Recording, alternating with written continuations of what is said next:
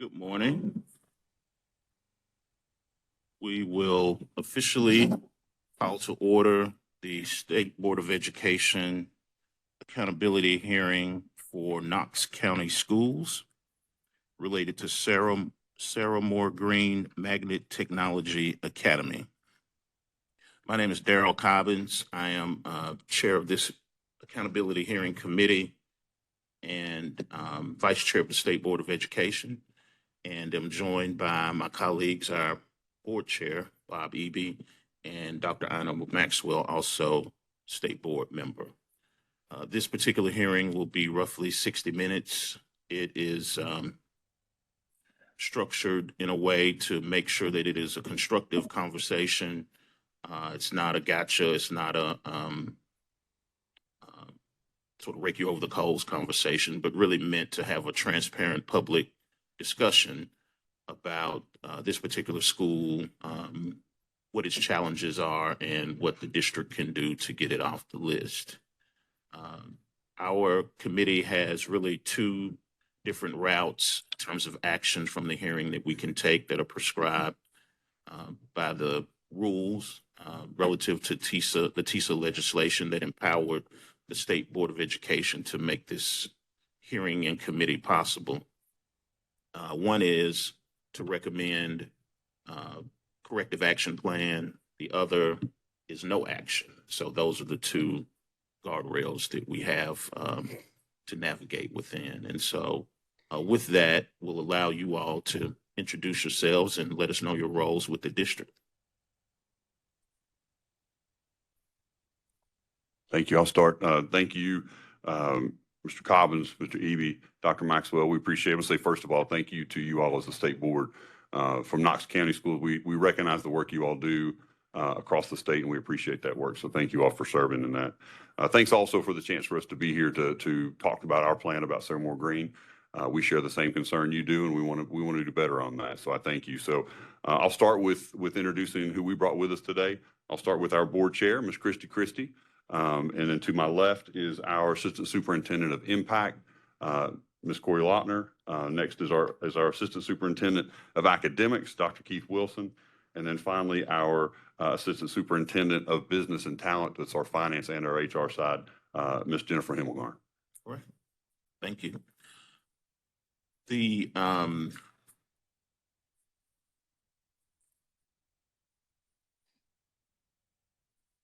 Just one second. So we'll start with our first question. Well, let me say this first. So just for the benefit of you all and anyone listening or watching, we've received a lot of information over the past few months from our staff. Also, Knox County Schools submitted a pre-hearing form with a lot of information relative to number of range of topics that we'll discuss today. And so by virtue of that information that we've received and studied and reviewed, that's why we start with questions as opposed to presentations. So I want to make that clear.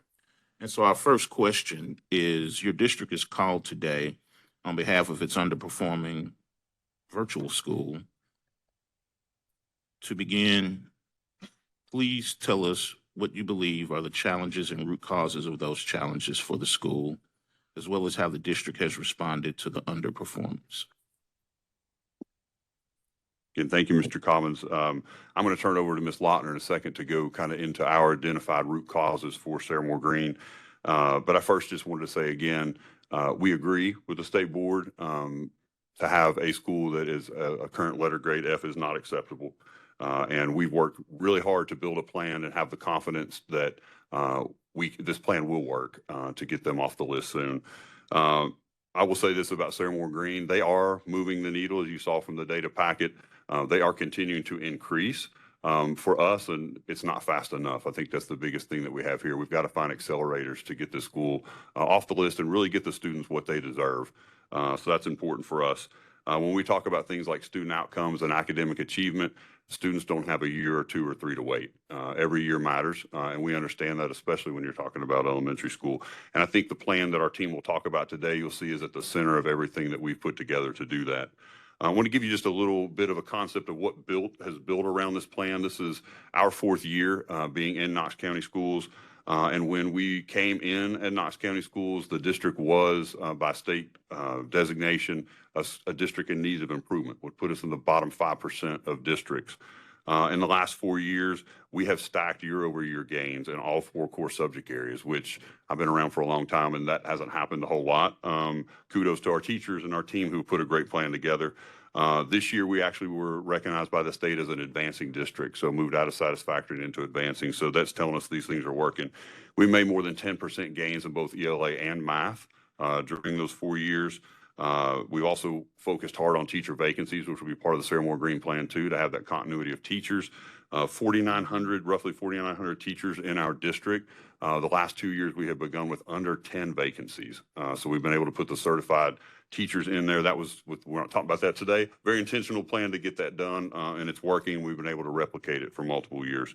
The thing that I'm probably most proud of is that last year we made gains in every subgroup as a district. And for a district of 60,000 students, 91 schools, we're not winning unless every kid's winning. And that's what that tells me when we're making gains with subgroups. All of this was behind really what we looked at 4 years ago. The very first act we had when we came in was to look at a large district. Lots of times schools don't get the individual attention they need when they have centralized answers.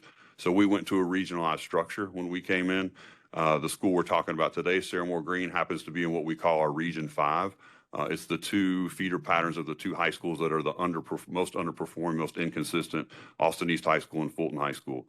And so we purposely made that our smallest district, the same level or additional supports for that district. It has 13 schools. The remainder of the regions have 20 plus schools. So again, that was very intentional, knowing the special things that they're going to have.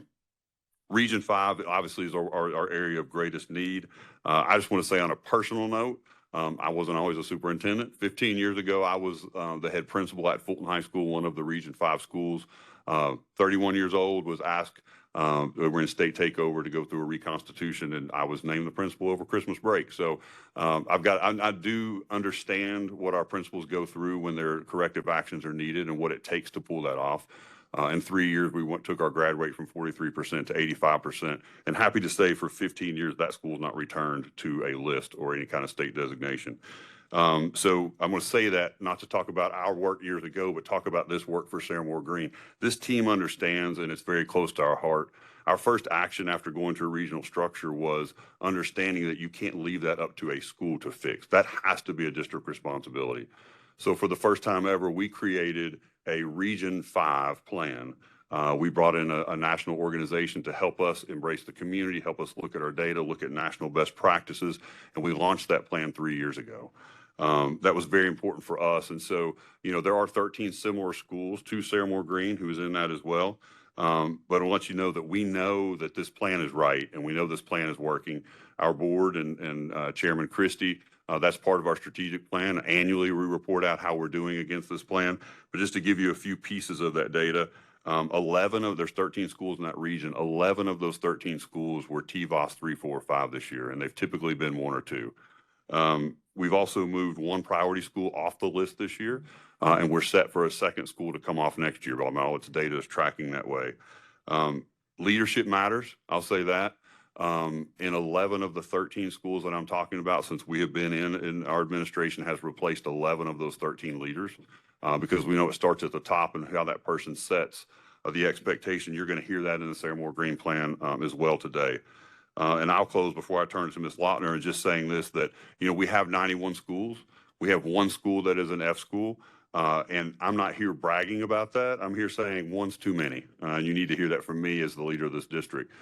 We take that very important. It's very important to us. We're not going to rest until that's done. I do think you'll hear today we have a very decisive plan for that. And we'll start that with Ms. Lautner diagnosing a little bit better what we think the root causes are at Sevier Green. Thank you. Members of the board, members of the committee. Thank you, Dr. Reiswick. So I'll start by saying when we're talking about root causes, I believe that was the question, right? What's the root cause behind what's going on at Sevier Green, why we're here today?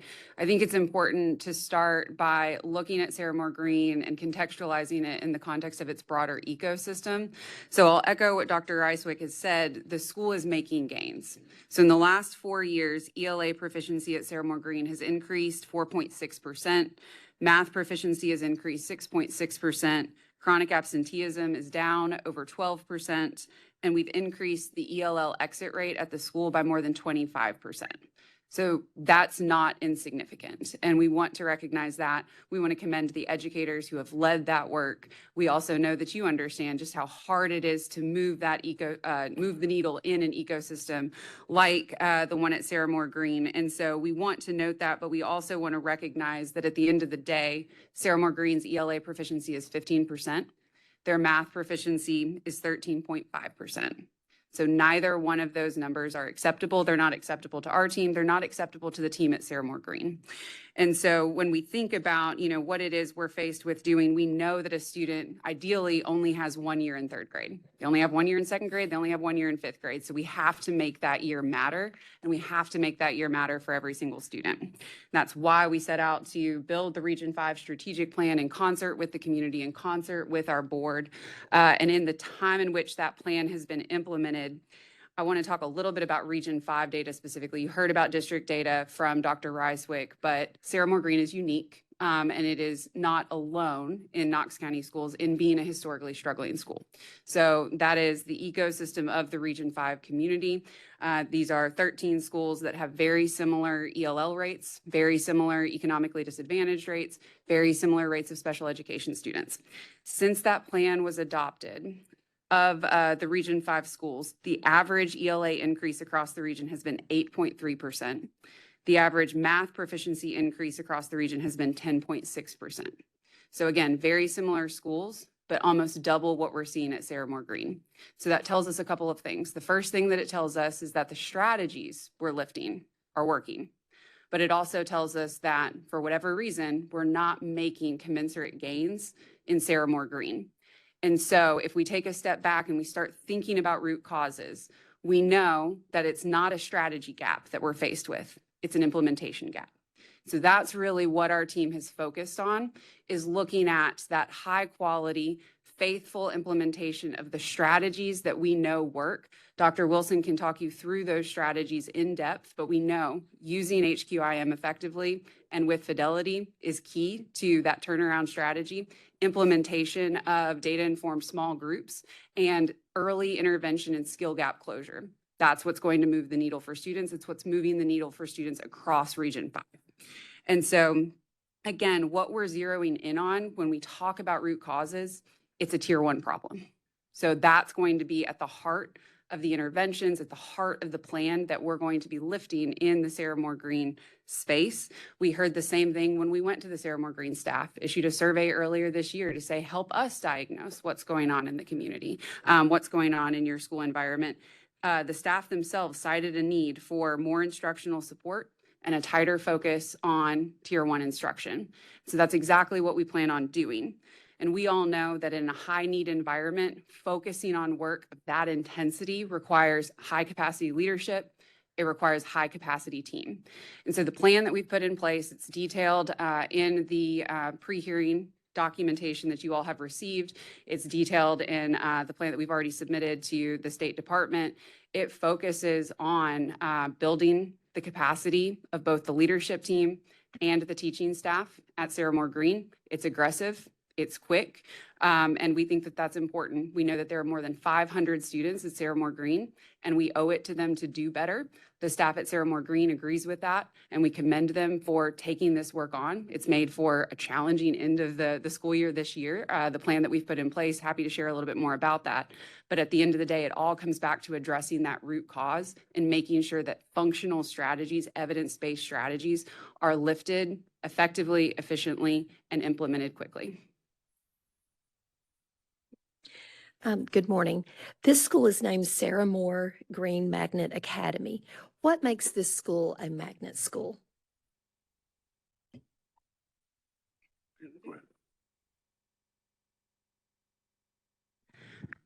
Thank you. So we have a number of magnet schools throughout Knox County, and these are schools that have a specific magnetized area of study or program of study within the building. I believe in Sarah Moore Green, you all said technology. We would look at it a little bit more broadly as STEM. Yeah, so a more holistic STEM programming. Sometimes the name doesn't necessarily follow the urgency or the recency of the programmatic shifts that have been made in the building.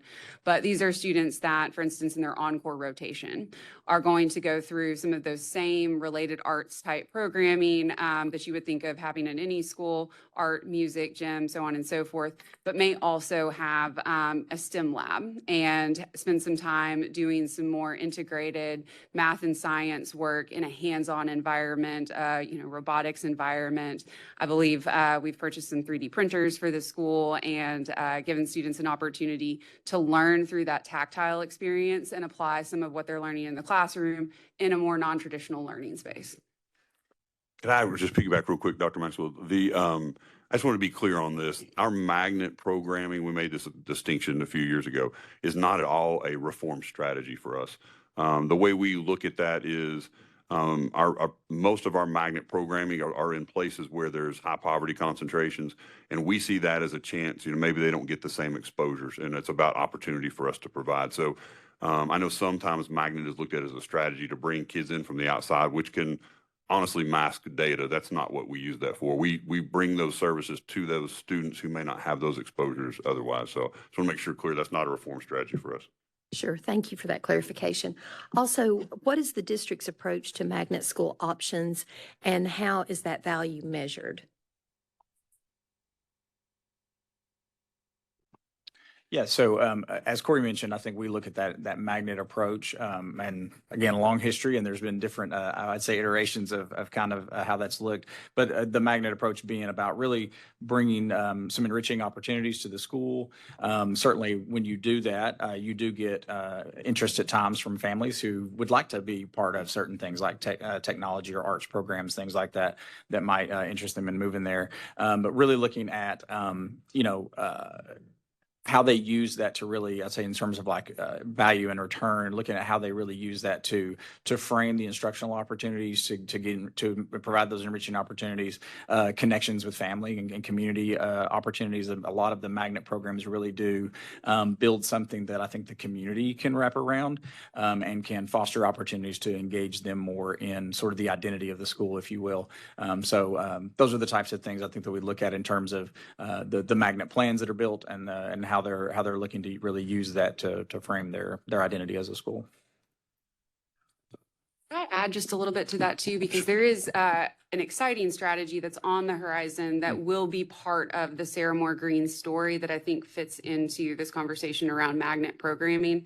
And going back to what Dr. Wilson has said, magnet programming has really been about that opportunity to more deeply engage students in their learning. Sarah Moore Green is actually, as a part of the Region 5 strategic plan, one of 3 schools and the only elementary school that is currently building its capacity to apply for IB candidacy. So to become a primary years program of study school that would then be able to matriculate into a middle years program through that IB feeder pattern, with the opportunity then to terminate in a high school years IB program at Austin East High School within their feeder pattern. And so when we think about the identity of the school, this is an opportunity for us to expand on the fact that this is a school that has benefited from some engaging opportunities in that related art space and that encore space, but more deeply connect that and more intentionally and cohesively connect that to the instructional environment. And so that's been a piece that maybe has been missing in the magnet identity. And so as we pursue that IB candidacy, there's an opportunity to take on more of a lens of what it means for me as a learner, how I internalize what I'm learning, how I apply what I'm learning, how I contextualize myself in the context of my society and my community. And so that's work on the horizon. And I think when we start talking about unique and innovative programming at the school, we're going to be talking about it through that lens and not so much the magnet lens.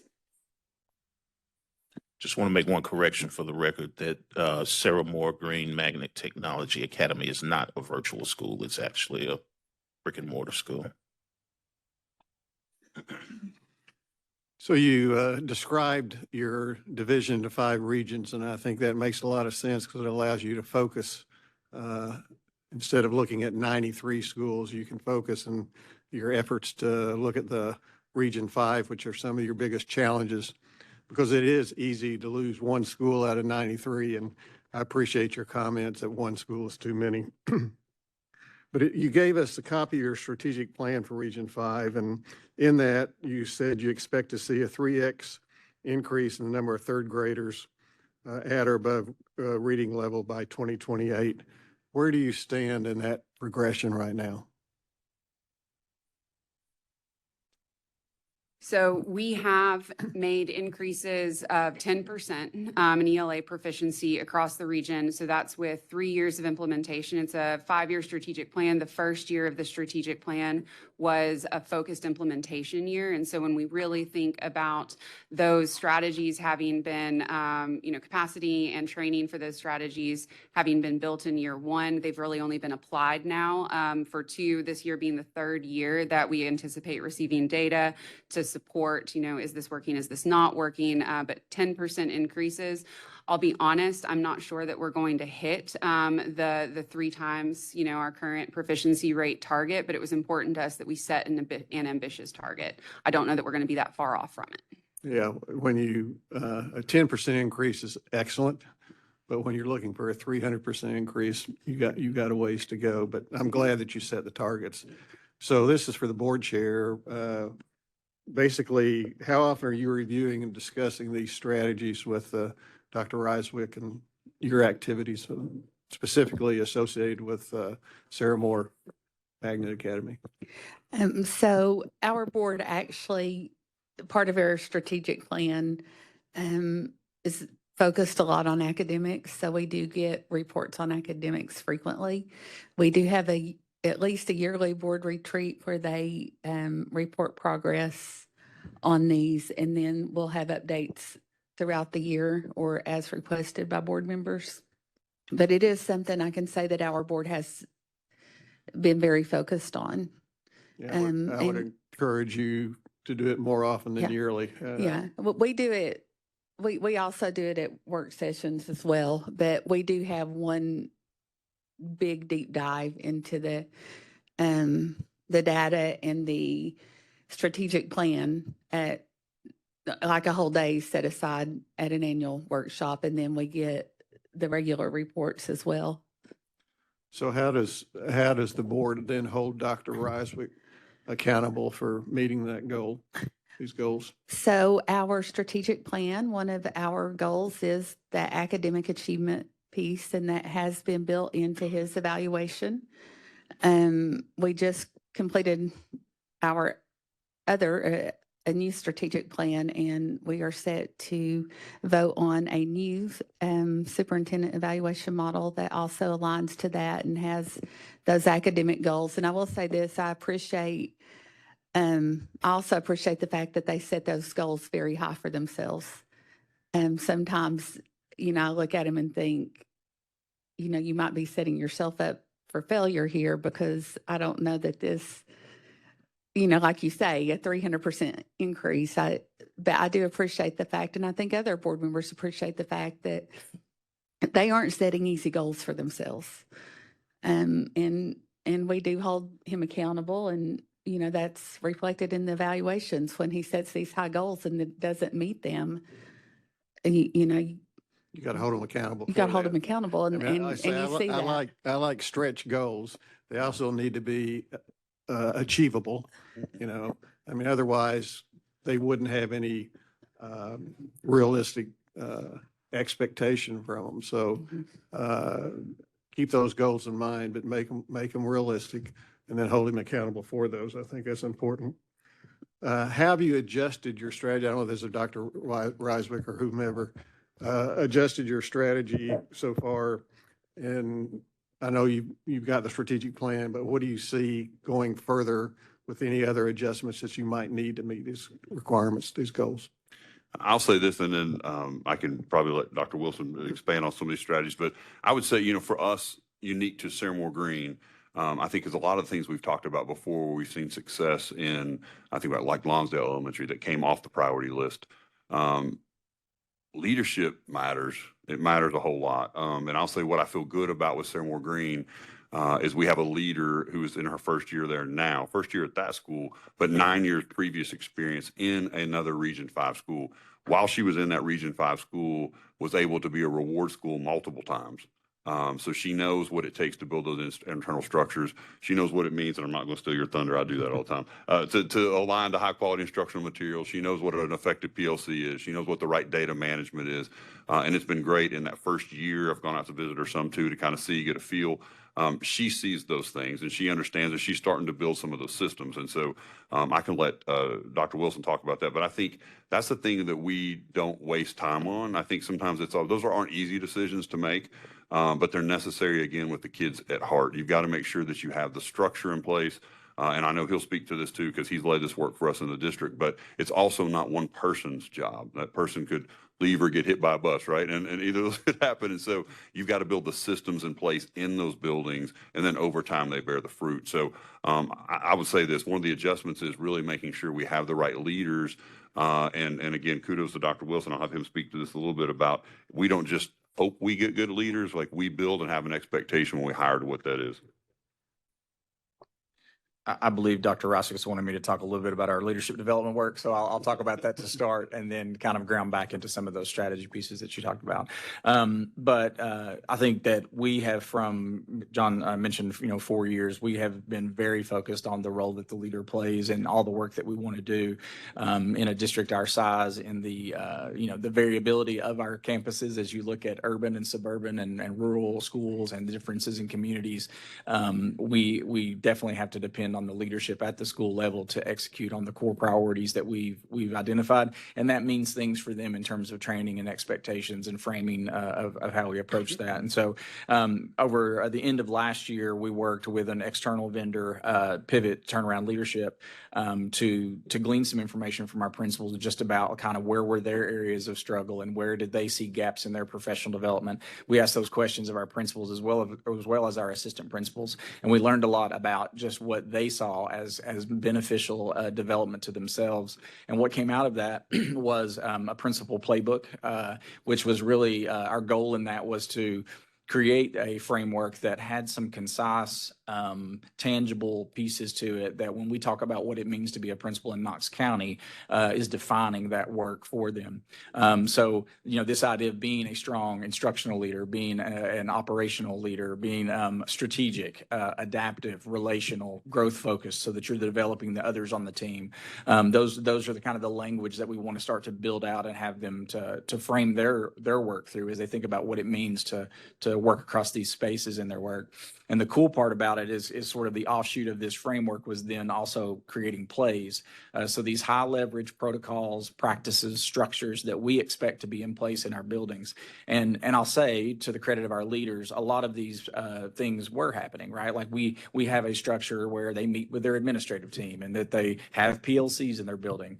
We had already been engaging them because of our work around HQIM in a pretty rigorous experience with instructional rounds and going into classrooms and looking at practice. These things are happening, but until we kind of felt like we framed that out as a definition and an expectation and linked it back to say, when you are operating in this structure, here are the ways you're leading. This is strategic leadership. This is exhibiting instructional leadership. This is how we know, that this work is happening in your building. And so this year we really launched a couple of those plays, because again, when we think about change management, we want to roll things out slow and give both the principals an opportunity to learn and practice, but also, as he mentioned, our regional directors and supervisors that are the supervisors and managers of these regions, and the principals play a hugely important support role in anything that we want to happen at the building level. And so we brought training for them as well to say, what does it look like to go out and support this work and the development of it in your buildings? But the two plays we started with were like what it really means to run a weekly admin team meeting that is focused on data, that has clarity of roles and responsibilities. So as Dr. Raswick mentioned, this is not a job for one person. And so if you are going to have a school improvement plan and it is going to address the needs and you're going to have strategies aligned to that, how do you know this work is happening? How do you know the most critical next steps to take in the next 5 days? And then how do we build, from an agenda sort of mindset, a practice around how we get there and the tools that it takes to, support the preparation for that and the planning and all of those things. And then launched the second play, which was the one-on-one structure. So again, if you asked a lot of principals, they would say, I talk to my assistant principal all the time, but there's a difference in that and having a structure for how you sit down and go, you're responsible for third grade reading and the PLC. Let's talk about what that looks like for you and how you're engaging in that, what data you're monitoring, what transfers we're seeing back to the classroom, things like that. So those are structures we rolled out to really, I think, leverage the principal to see you have this team of people, and it is this collective responsibility, this shared ownership that really ensures that all these tasks that we have are happening and that they're happening at a high level, and it's called on a different level of growth that has to occur for both our principals and our assistant principals. And so, additionally, we put some layers in with our assistant principals this year through a different meeting structure. They don't get to come to principals meetings a lot, but we've tried to pull them for some very targeted professional development about really their interaction with classroom teachers, what feedback sounds like. How do you identify the most high leverage moves? When you go in there and you see 10 things you could talk about, how do you know the one, right? Like when you think about your school improvement plan, the needs of your students. And so we've done some tailored work in that. A lot of work to do. Again, this is stuff that takes time to get to a level of practice. But we felt it very important to not only call out the importance of the leader, but then to define expectations around that and have support structures that help to move in that direction. So I know that was one he wanted me to talk about. Corey, you look like you want to add. I'll let you do that. I'll add too, just in terms of this goal revisioning, right, and strategy revisioning, what's that pulse check look like, and how are we retooling, ideally in the moment, but at least on an annual basis, right, to make sure that if we're not moving the needle either as quickly or expeditiously as we would like, are we making adjustments? And so there are a couple of ways that we do that. We have an annual action plan that we formalize every year with our board, and that is a direct pull down from the 5-year strategic plan. There's a crosswalk in that 5-year strategic plan to the Region 5 strategic plan, and making sure that we're keeping a pulse on gap closure in that space. And so those goals that are set on an annual basis are bridge the gap goals. And so what we're doing is we're not setting a series of 5-year goals so that, if we've missed the mark year 1, year 2, that we are now faced with an insurmountable obstacle come year 3. We're constantly recalibrating those goals to make sure that we're ideally striking that balance between being both ambitious and achievable. What I will say as an example to that, so thinking about that Region 5 data that I just went through, while 10% has been kind of our average ELA increase, just as an example, the school we referenced coming off of the priority school list has made double those gains. And so with that being an average, you're averaging schools like Lonsdale Elementary School, right? That is seeing, 14, 15% increase in ELA against a school like Sarah Moore Green, where it hasn't caught on just yet. And so when we think about what's ambitious, but what is achievable, we're staking that in. We've seen it work in some spaces. We know we're going to come close, if not hit that 3 times, that 300% goal, because we are starting from such a low level, right? We believe that at the end of the day, in 5 years, we should be close to 30% proficiency in ELA, right? We owe that to kids. So one thing that I'll say too, that is just kind of an added layer of accountability and kind of strategy measurement that will be new to Sarah Moore Green beginning next year, is actually coming from the Department of Education. And so something that we have in our packet, but it's worth mentioning now, is a complete reframing of the leadership team. So there's a complete restructure that will be led over the course of this year of the leadership team at Sarah Moore Green. We will be keeping the executive principal, and Dr. Reiswick and I believe Ms. Christie have both referenced just the belief in that leader. Longtime veteran in turnaround school environments, a lot of history of success behind her. She's in year 1 of the principal seat at Sarah Moore Green this year. And so she will continue on, but she needs a strong team around her. She needs a strong team of teachers around her. And so when the tiered intervention system was rolled out by the department earlier this year, Sarah Moore Green was a tier 1 school, didn't require profound intervention. We actually decided to take on a more aggressive intervention. We selected a tier 2 intervention. So that's a more intensive intervention for the school to restructure not just the staff at the school, but also that leadership team.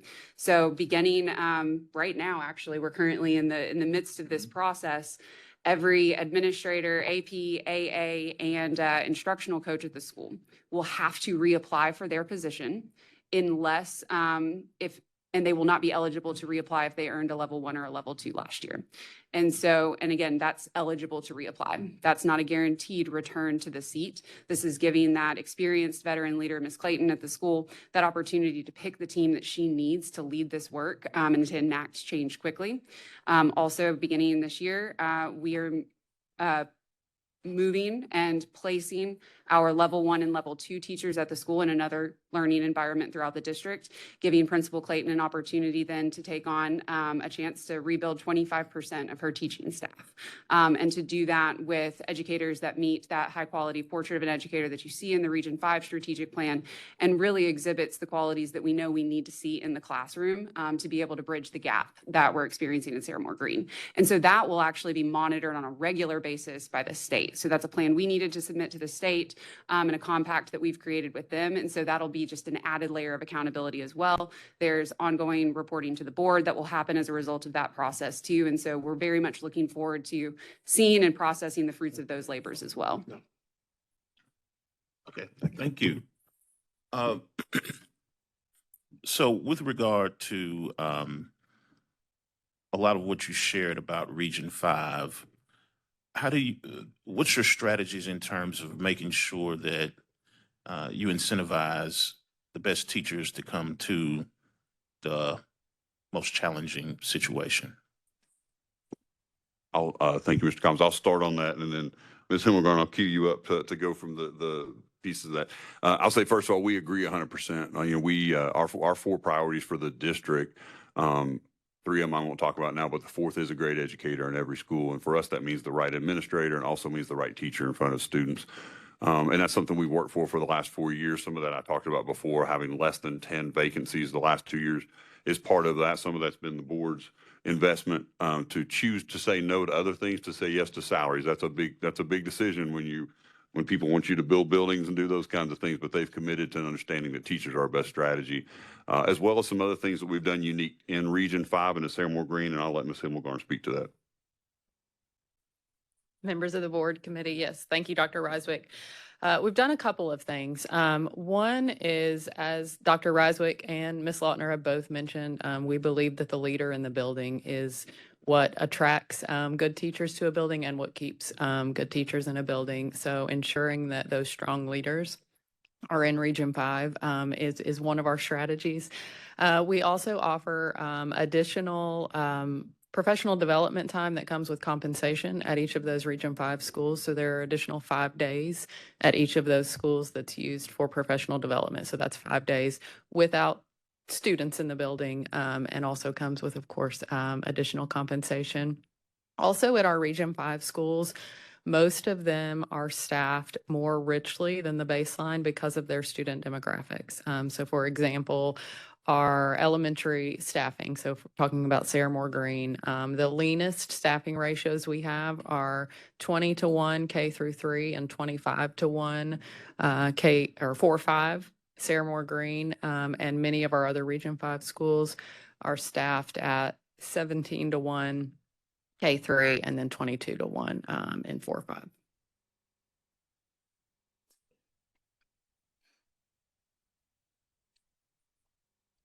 Sort of follow up.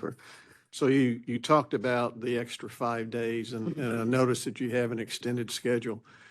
Is that an extended schedule for leadership development, or are your students actually in schools longer? That is for professional development. The students are not in schools longer. So I believe that in the questionnaire, we said extended instruction. That should have been extended development. Okay. Thank you. Okay.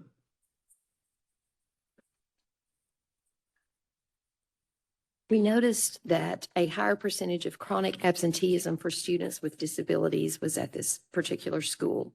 What do you believe is causing these absences, and what has the response been to that? I can say, just looking at some of the most recent kind of notes and things from the Region 5 team, and I'd like to talk a little bit about that when we get to it, but I'll answer your question first. I think they have been very focused on looking at their chronic absenteeism, both with obviously the social work team at the school, following up and doing some of that, but they're also using their whole child support team, I think, to dig a little deeper into those questions about kind of what is causing the issue for certain students. And then also communicating better with families about both the goals of the school when it comes to chronic absenteeism and then their individual child situation. So I know that is current work that's on the radar of the team at the school to kind of poke into that and to continue to monitor that and build better systems for how they're engaging families to kind of come around this goal of making sure that kids are in school, because we know they can't be engaged in learning if they're not present. So I don't know if you've got additional anything. I would just say this, I would like for you to go into, you said that you would, Oh, and yeah. I think what the regularity of the touches are of that regional team and what they do. And I just want to say this, I don't know if everybody has a whole child support team, so let me move the glossary for a second. So, Sorry about that. so for us, that means that, again, everything's regionalized. So the social work, the counselors at the school, even behavioral liaisons, they come together in regular times and kind of hot list students that are having trouble or maybe not coming to school on a regular basis. And then they actually build this into our SIS program where they build out plans specific for those students and put designees to lead that. Teachers are in there, again, counselors are in there. It's kind of like if you think of an IEP kind of meeting for students who are in that. So it's not just saying, we need to buy some bikes and give a raffle so kids will come to school. There's specific plans to know the ins and outs of the family dynamic, the students' history of moving, all those kinds of things, and they build actual plans and do follow-up on those in their next one. So that's what our whole child support team does, but maybe speak to what the region team's touching. Well, just to add to that, I think that's that opportunity too, where they're looking at the behavioral issues and the classroom strategies that are working for students. And maybe that's different in different environments, able to kind of tailor specific to, what is going to keep this student engaged. And again, I'll say back to looking at some of Sarah Moore Green's kind of targeted strategies, even currently, they're doing a lot of data collection around behavioral data. So when they're in these classrooms, it's evident they're in there regularly. This is a team effort. They're in these classrooms. They're certainly looking at the instructional data, but also with that, the behavioral strategies, the new strategies they're putting in place for talk structure, student engagement, making sure that they're actually carrying the cognitive load. All of these are kind of on the docket when they're in there and can then filter back appropriately, whether it's to PLC meetings where they're talking about the instructional impact, the engagement strategies, or that's whole child support teams where they're talking about behavioral issues or absenteeism or whatever that may be. To talk about the regional structure to give just again a little bit of history, when we moved to the region structure and divided the 90 plus schools in the district, that equated to this geographic distribution and a range of anywhere from 13 to 20 schools being part of any one of those regions. Region 5 being the smallest with the 13 schools. And again, by nature, giving a more intensity of effort when you think about both supervision and management of those schools. But not only were we assigning, principal supervision and management, we were also looking across our content supports, our related services, things like that, and identifying a person who sits on that team and becomes part of what we call the regional instructional leadership team. And that is the core group of people that go in and out of the schools to work with the leadership and are part of both the on-the-ground support and then also the planning at the district level to think about the supports that matter. You asked a question earlier about instructional strategies and the tweaking of those. I think for the last 4 years, we've been very consistent in what we think our strategies and our priorities are, but they layer in depth, right? So when we roll out HQIM, it's not just get the curriculum out of the box, right? It's how do you use it? It's how do you prep and plan for it? How does it actually get executed for impact in the classroom? And so those have been the early conversations. We continue to push. We look at practice and we're able to debrief that and do that. And then you think okay, when we get our foundation built, now we're ready to talk about the next step. Our teams that go into the schools are able to look at that and okay, we've had our first year. Where are we in this practice? Do we need to go back and refine and revise? And so as we're developing strategies that schools are looking at for their school improvement plans, and thinking about what their next steps are, those people from the English department and the math department and those different departments have been in that building. They've been in those PLCs. They've been in the classrooms, and they come back as a team and they start to think about what are the levels of supports and the strategies that we would either suggest or require for this school.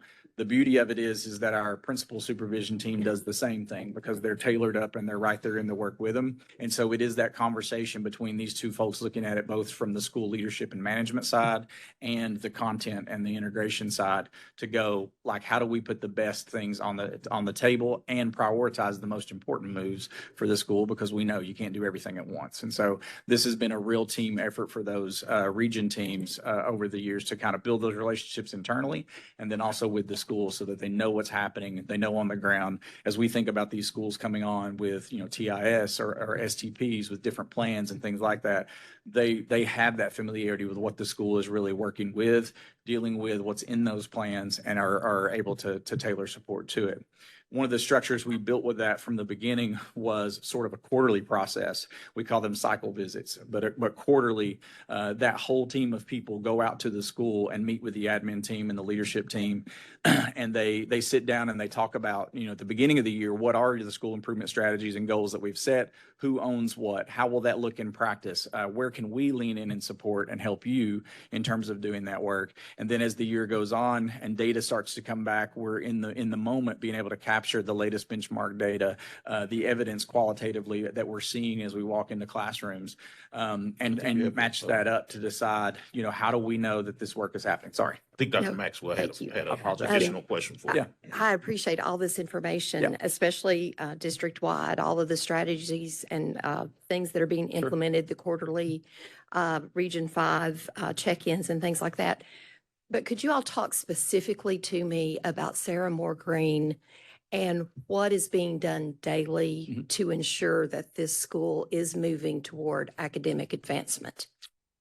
I'd be happy to. So again, in laying that groundwork, I guess one of the things I would want you to carry away from it, and I don't have to offer you any more information with it, is our strategy for thinking about schools individually does begin at that regional level where there is this team that can be in there and have that degree of familiarity. What that means is that Sarah Moore Green's plan and the support and all of that is tailored to real time. Where are they in that work? And that's different than the school down the street from them. That may also be a Region 5 school because, again, the plan's different, the needs of the students are different, and the work is different at times. So just to say that as the kind of level set on that. For Sarah Moore Green, they obviously are tying their work back to our core priorities. Again, those strategies that we know have been successful across other schools, and we're looking to continue to look at those challenges that are maybe limiting that.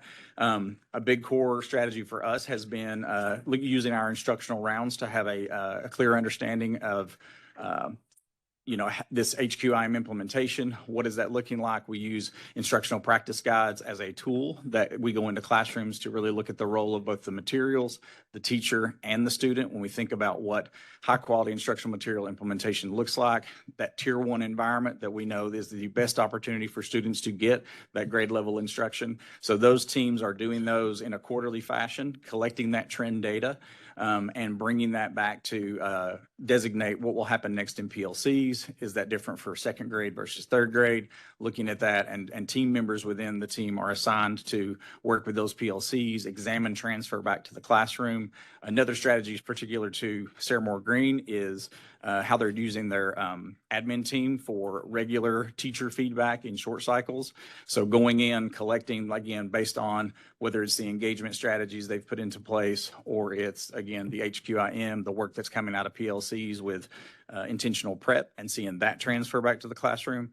They're coming back and meeting with those teachers individually, capturing, again, evidence we should see from that transfer of practice, and within 48 hours, turning that feedback back around to those teachers to measure that.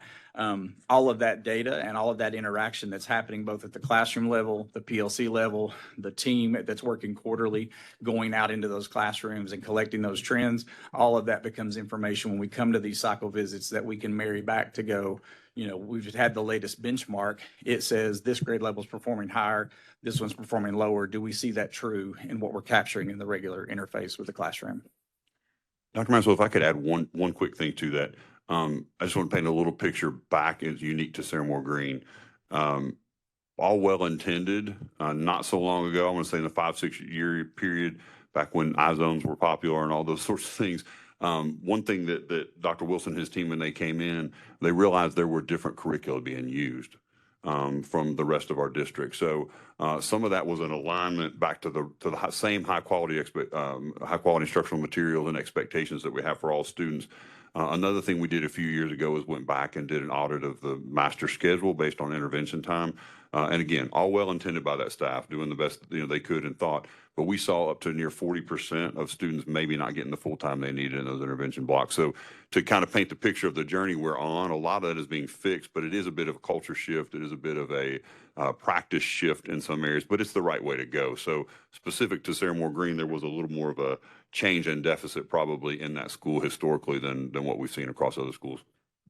If I could add one other piece just as well, Sure. not to pile Yes, ma'am. on, but I do want to say specific to Sarah Moore Green, we also have some boots on the ground consultancy work that's taking place at the school. And so Instruction Partners is spending real time in classrooms with our ELA groups, looking at data informed small grouping. And so how that decision, everything that Dr. Wilson kind of laid out, how that real time decision making can be tooled to meet those student needs. How am I grouping my students? How am I addressing my practice? And how am I bridging those skill gaps so that they're closed as quickly as possible? So there's a lot of boots on the ground support taking place in that space. There's also some leadership development work that's taking place with Ms. Clayton through Pivot, the group that we worked with to build out that principal playbook. So some real tangible support there. And to the extent that that efficacy has been felt, that Principal Clayton is looking at using some additional dollars next year to hopefully expand that consultancy work to her entire leadership team as well, as we think about bringing on that team to continue to engage in this work. That was excellent because that was my final question. Took the words out of my mouth. So we're at the portion of the meeting where my colleagues and I just have brief discussion, deliberation, and ultimately a recommendation of action that will go before the State Board of Education at our May meeting with regard to this particular school. And with that, any commentary? Thank you for being here, and I appreciate the overview. However, we are here to talk about Sarah Moore Green and specifically their needs. I appreciate that the root cause implementation gap of Tier 1 instruction has been defined as one of the major root causes. And we all know in the world of education that Tier 1 has to be there to support all of our students. So, in recognizing that root cause, that is a step forward. With all of the things that you've spoken about district-wide and the resources available, I would hope that there's this intensive focus on Sarah Green, because obviously you're having success in almost all of your schools, but Sarah Moore Green. So that additional focus, I understand the Region 5 development, those quarterly check-ins, and then things done daily in the school. But I would think that there would be an intense focus there with Sarah Green. So with that, I'll reserve some comment. Yes, I agree with Dr. Maxwell. First, I was glad to see here that it is a district responsibility. It's not a school responsibility. That shows that you're taking responsibility to fix this issue. So I'll give you credit for that. Also, that it is a Tier 1 problem, but the way you're looking at it is you made it a Tier 2. You're implementing Tier 2 across, so you're going a level deeper than Tier 1. So I think that will make a difference. So I think that's good. And all that comes down to your leadership development. You replace 11 out of 13 of the leaders. Your principal, you're giving the principal the opportunity to select their team. They have to reapply for the positions to select 25% of the teachers. So I really appreciate your focus on leadership and how you're using leadership to address the problem. That all being said, you are a District 5 in TVOS, and this school is a TVOS 1. So these implementation plans have got to work. And as Dr. Maxwell says, you've got to keep the focus on this school to keep it up and to get that Alpha F rating. I echo many of those same sentiments. You know, it's clear, as you stated multiple times, that it all rises and falls on leadership and getting the right leader in place, and them being in year one with a good number of moving parts, but with a lot of support from the district and from some of the outside consultants. I think is wise, and simultaneously means that that work has to occur in order for Sarah Moore Green to move forward and accomplish what it needs to, and ultimately be off of this list.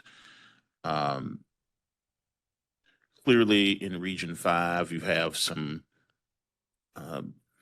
unique challenges, but also some success stories that allow for those approaches to be brought to Sarah Moore Green. So it sounds like it's about leadership, execution, implementation, which will take a little bit of time for all of that to coalesce in jail. But sounds like you got the right approach and moving in the right direction. So with that, is there a recommendation from my colleagues?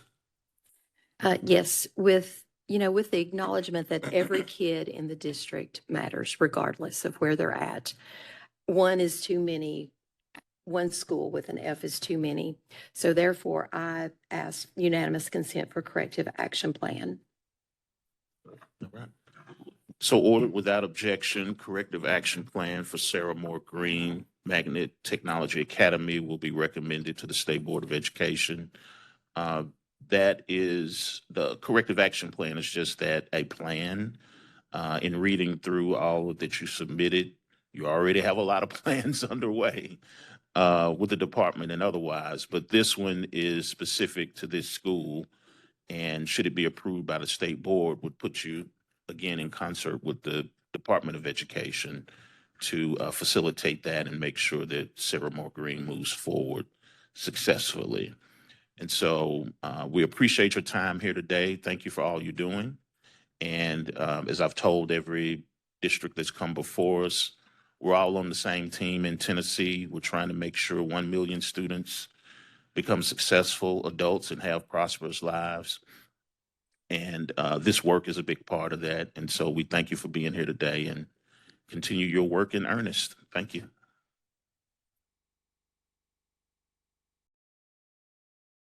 We will officially call ourselves to order for State Board of Education accountability hearing for Sevier County School System related to Gary Hardin Academy. My name is Darrell Cobbins. I am Vice Chair of the State Board of Education and Chair of this particular accountability hearing committee, joined by my colleagues, our Board Chair, Bob Eby, and also fellow board member, Dr. Ina Maxwell. The State Board of Education established this accountability hearing committee by virtue of requirement in the TISA legislation that school districts with schools that have underperforming schools, according to the school letter grade process, come before us and have a conversation about those schools and what it will take to get those off the list. So today's conversation will be roughly 60 minutes. It's not meant to be punitive. It's not meant to be gotcha. It's not to rake you over the coals, but it's to have a constructive conversation about the school, its challenges, and what the district will be doing to give it a different trajectory. And so with that, we'll allow you all to introduce yourselves and let us know who you are with the district. My name is Stacia Lewis, and I'm the Assistant Superintendent of Curriculum in Sevier County. My name is Whit Helton. I'm the Assistant Superintendent of Finance and Human Resources.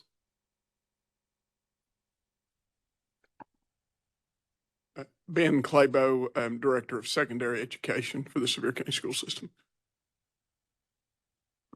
Mike Oakley, Board Chair.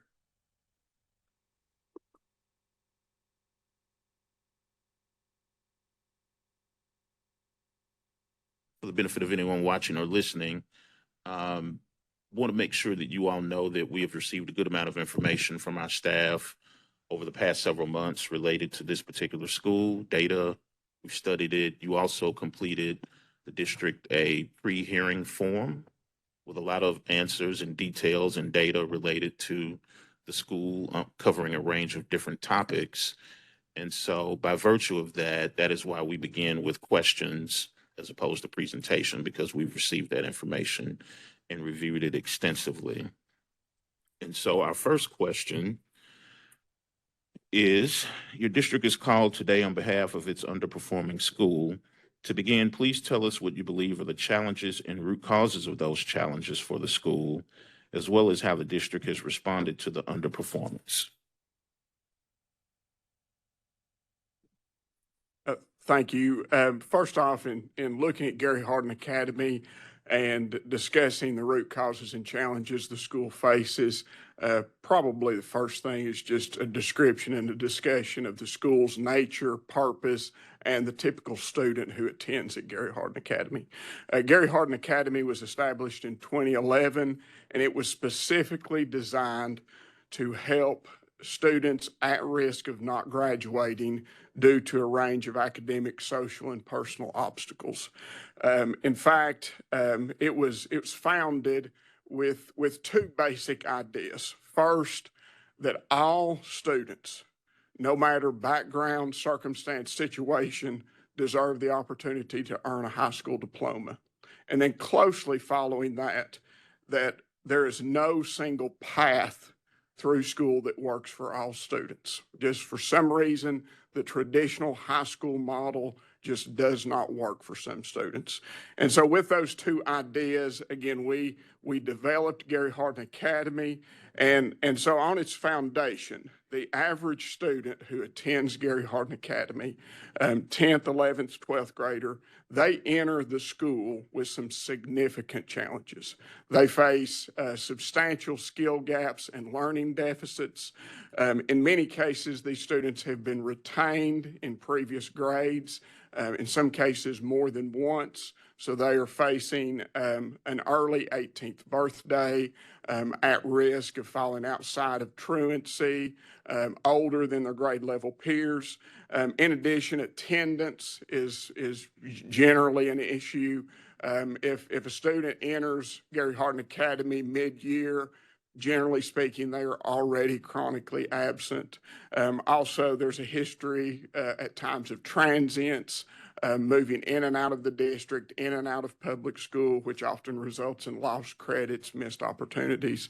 And then finally, there's just typically there's issues that fall outside of school, social emotional problems.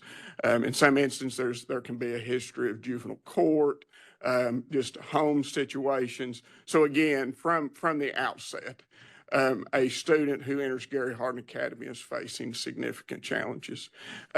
And as a result of that, that led into the design of Gary Hardin Academy. We use a blended learning model approach that couples traditional classroom instruction with credit recovery online platforms such as Edgenuity and Edmentum. Intentionally, the school has a small student population, small class sizes, small student-teacher ratios, benefits from one-on-one academic and social-emotional counseling. Students at Gary Hardin Academy benefit from individual academic planning. Not only do they have an individual graduation plan that focuses on credit attainment, but also they have an individual success plan that looks at post-secondary, setting goals for beyond high school. They also benefit from flexible scheduling. And I think a key component of Gary Hardin Academy as well is it is not just a program designed to get a kid a high school diploma. It is a program that we're looking beyond high school. So the kids at Gary Hardin Academy, they benefit from a range of post-secondary counseling and planning. These students take the ACT, the ASVAB, they engage in work-based learning, they participate in our college, countywide college fair, they visit TCATs, just a wealth of opportunity, because even as a student at Gary Hardin Academy, we want these students to have an opportunity to go to college, to go to trade school, to go to the military, or at the very least, enter a competitive paying career. And so again, just the foundational idea there is we want these students to have as many of the traditional high school experiences as possible, but in a school setting that is highly individualized, dynamic, and unique to meet their needs. Along with this design, we're very intentional in looking at how students get placed or opt into the program. There is an extensive placement process that involves parents, school administrators of the homeschool, as well as Gary Hardin Academy, district leadership, teachers. The student is as an integral part.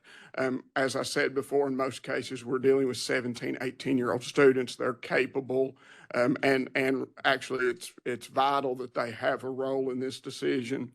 And in some cases, we also have special education personnel, EL teachers, DCS can be involved, guardian ad litems, juvenile court. So again, there's a lot of people at the table when we're looking at students for Gary Hardin Academy. Look at a wealth of data, both academic and otherwise, attendance, behavior, any relevant information that falls outside of the school. And when a student opts to go to Gary Hardin Academy, this is available to students in all 5 of our regular high schools. Bus transportation is provided, so students are bused from their house to their home school, catch a bus from that location to Gary Hardin Academy, and get to come back the same. So the benefit from that, and I can speak personally because I was a high school principal in the county prior to moving to the district, is that also allows those students to maintain a connection with their home school. And I can, again, from personal experience, that how important that is for these students to succeed. If a student is making good progress at Gary Hardin Academy, they get to participate in all aspects of senior life at their home high school. So these students get to go to prom, they get to go to senior picnics, they get to engage in all other senior activities, pictures, everything. And additionally, if they successfully complete on time, they can participate in their home school's graduation. And in some cases, if we're talking about a student that entered Gary Hardin as a 10th grader or an 11th grader, if they go and are successful and recoup enough credits and get back on track, they can actually even re-enroll back in their home school. We have that. Now, many kids, they get to Gary Hardin Academy, they have success that they have never had in a previous school setting. And so in general, they opt to complete there, but there are instances where they want to re-enroll. So a question for you. Yes, sir. So students enter in the 10th grade. So it's 10, 11, 12. Is that right? Well, they can enter at any time during that. So that becomes available in 10th grade. Okay. Generally speaking, the majority of students would enter Gary Hardin Academy somewhere in their 11th or 12th grade. And how do they get to you? Are they referred to you? Do they choose to come to you? How do they arrive at Gary Hardin? All of the above. Okay. And in some cases, again, since the program has been in place for so long, we're actually to the point to where now we have, maybe was I supposed to turn a microphone off when you were speaking, sir? Okay. Yeah, people are aware in the community of the program. So parents will come to us, grandparents, guardians. Also, though, when a student moves from 9th grade to 10th grade, because again, we recognized some years ago that is a critical time. The kids that come into 9th grade, if they fall behind in 9th grade, particularly if they're older than grade level peers, we do need to have an opportunity to potentially intervene then. But then also we're tracking students throughout their high school career and having these conversations. So when you have those conversations, do you recommend Gary Hardin Academy to them, or do you require them to go to Gary Hardin Academy?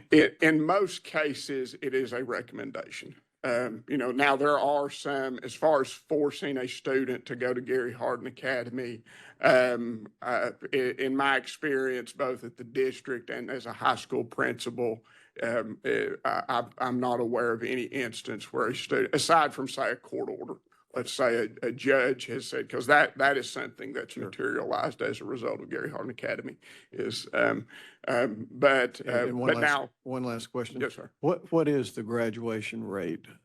The most recent graduation rate was approximately 93.4%. Thank you. Because again, we've been making steady, and I sort of have a tendency to chase the rabbit here, so please, don't hesitate to, we've made steady graduation progress at Gary Hardin Academy. And, unfortunately, a few years ago, there was a change in which graduation rate was considered for accountability.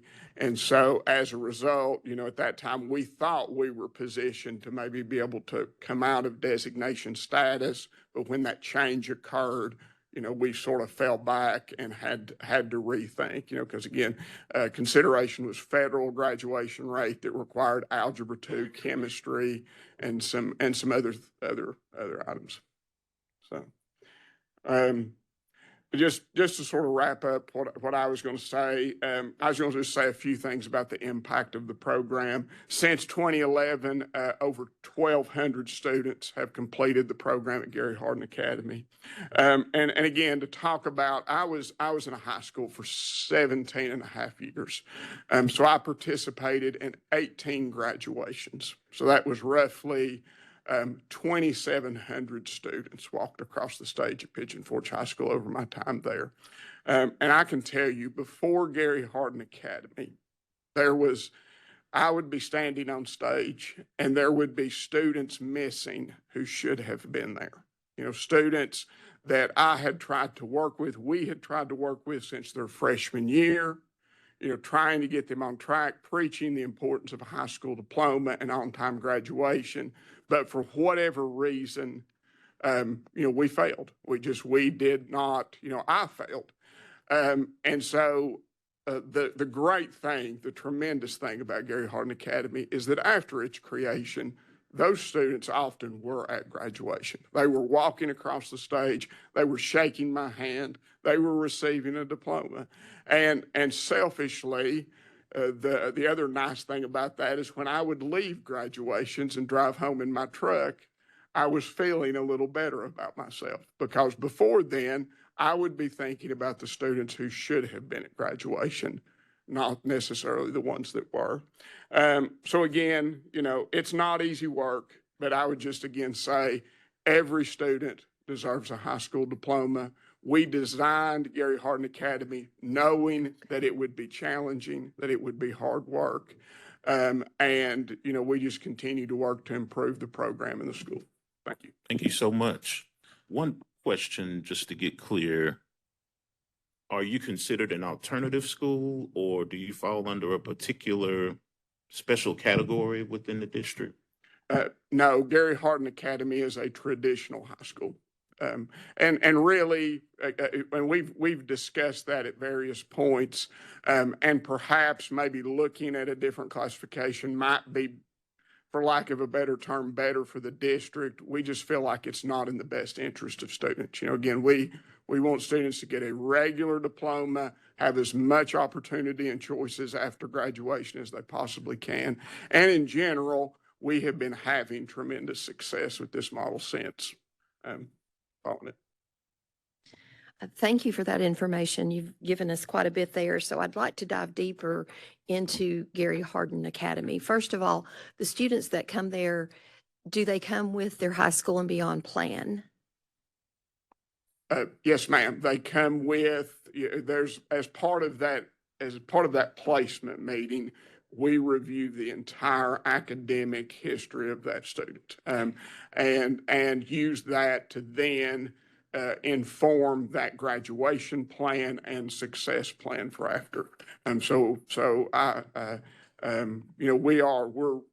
not just looking at getting a kid a high school diploma. We're talking about what that next step is going to be, because again, even though these students enroll and have not had success in previous schools, they still have goals. I mean, I can tell you from some of my own students that went to Gary Hardin Academy, They Sure. come into those meetings saying, I want to go to TCAT. I want to go to the military. And so we're making a plan just like we would with a student in any of our other 5 high schools. And also, looking at that, you described some of the things going on there academically.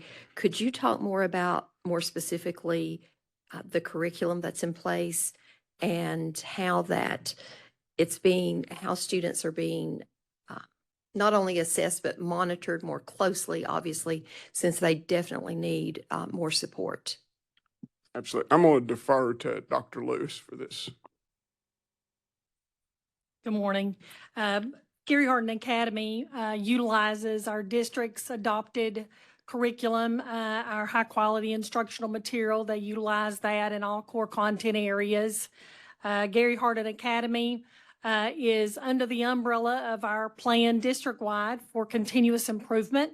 And that is through a research-based model framework that has 4 critical elements. Those elements include looking at standards that are on grade level for those students. Teachers spend a great deal of time unpacking those standards, looking at those standards and breaking those down into targets for individual children. Another layer of that is we use data, both historical data and benchmark data, to inform our work toward those progression of on-grade level standards. That is done on a regular basis for every unit and every standard that is assessed in our units of study. Then the third component of that is students who do not get to mastery at that first layer of Tier 1 instruction have an opportunity to be re-engaged. And we've done that in Gary Hardin in both ELA and mathematics. We're particularly proud of the progress that we've made in English language arts over the last couple of years. The number of students percent met and exceeded has more than doubled for those children. That interventionist works very specifically to reinforce state standards that are embedded in the curriculum. And same thing is happening in mathematics. We've not seen quite the success there at the district level or at Gary Hardin Academy. We continue to work toward that. But the same process is in place. We're utilizing on-grade level standards through the high-quality instructional materials. We are using data to inform students' mastery and progression toward those standards. When students are not getting that content, first and foremost in that Tier 1 instruction, we have opportunities in place to re-engage them toward those priority standards that they'll be assessed on. And then if students do achieve mastery on those grade level standards, we also offer extension for them as well.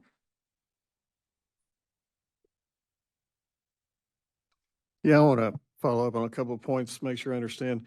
First, in your district overall, what is your college and career readiness percentage? Do you know?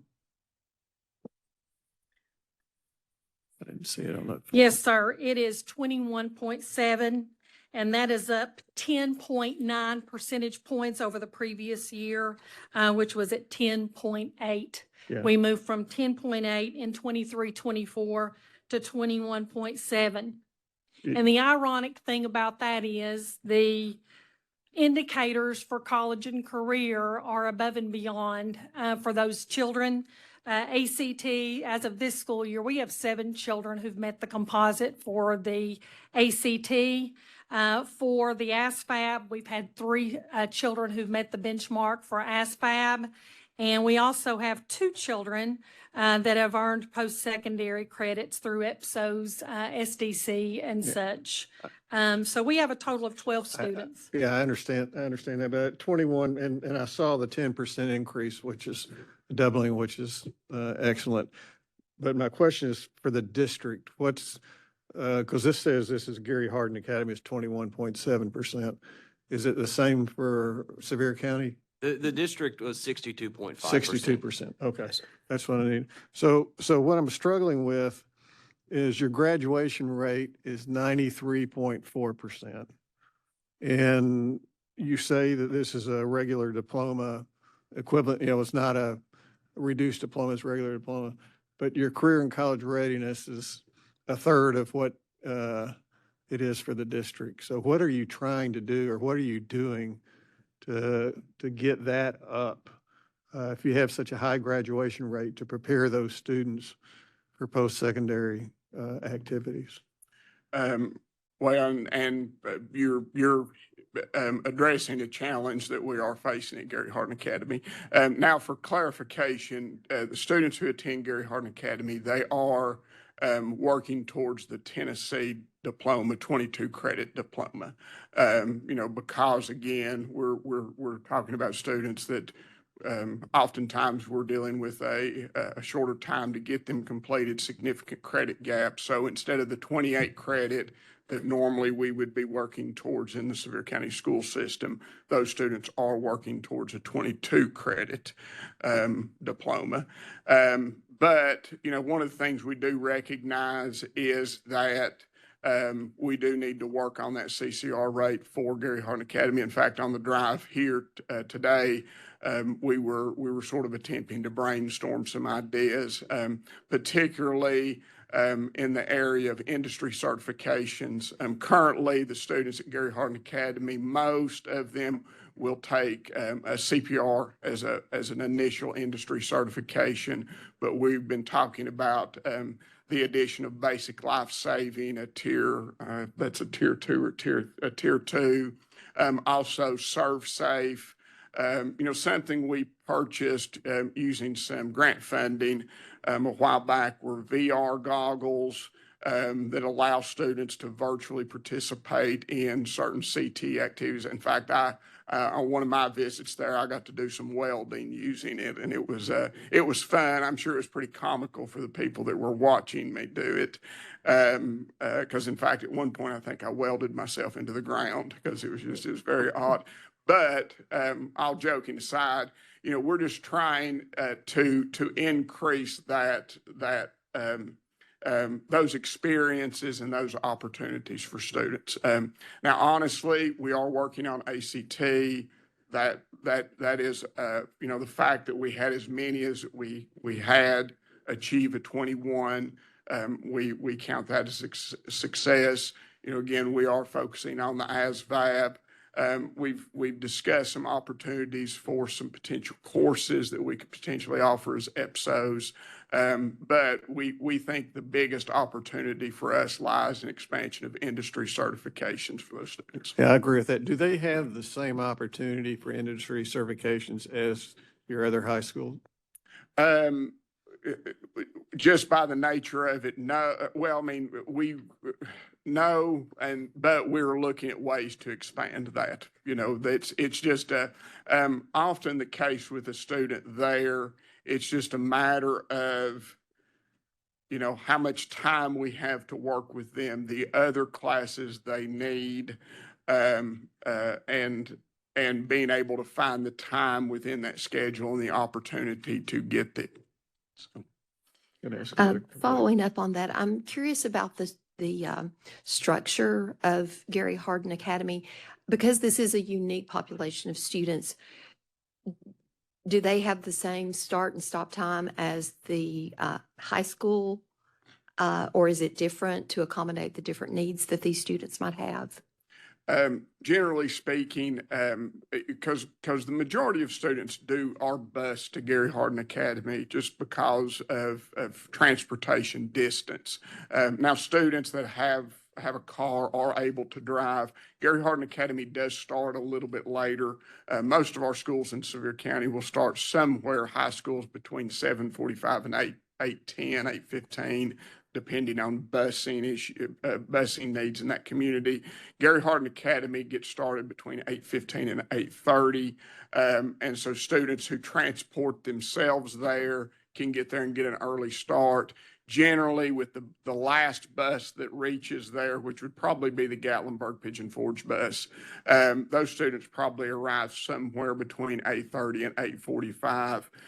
So Gary Hardin operates generally on a 3-period day is how that works, because also by the afternoon, to get students back who need a bus, they do have to dismiss earlier. However, again, just as in the morning, those students who are driving themselves want to get ahead, wanting additional time, those students can stay later, to be able to have that opportunity. Another question. Your school leader is new this year and relatively inexperienced as a principal. So what support are you giving this principal? What are the strategies and how does this differ from the support you give to other principals? Certainly. We have taken a pretty comprehensive approach in the last few years on supporting our school leaders. Each summer, we have a 3-day administrative retreat to basically prime all of our principals, assistant principals, and instructional supervisors on our district priorities, aligning them with curriculum, reviewing school and district level data. And then we provide frequent supports throughout the year from our district staff to do that. We've also created a couple of networks. Our superintendent meets monthly with all principals who have 3 years or less of experience. And frequently what those things look like is they bring in supervisors who have expertise in a certain area. So it might be, we might spend 2 hours looking at this is how you monitor benchmark data to determine if you're progressing towards your school achievement goals. I will go in and do sessions on dealing with personnel. I know Dr. Lewis's team has done some with instructional coaching and identifying struggling teachers and putting in support and coaching cycles to improve those. We've also expanded to also do some of that work with assistant principals as well.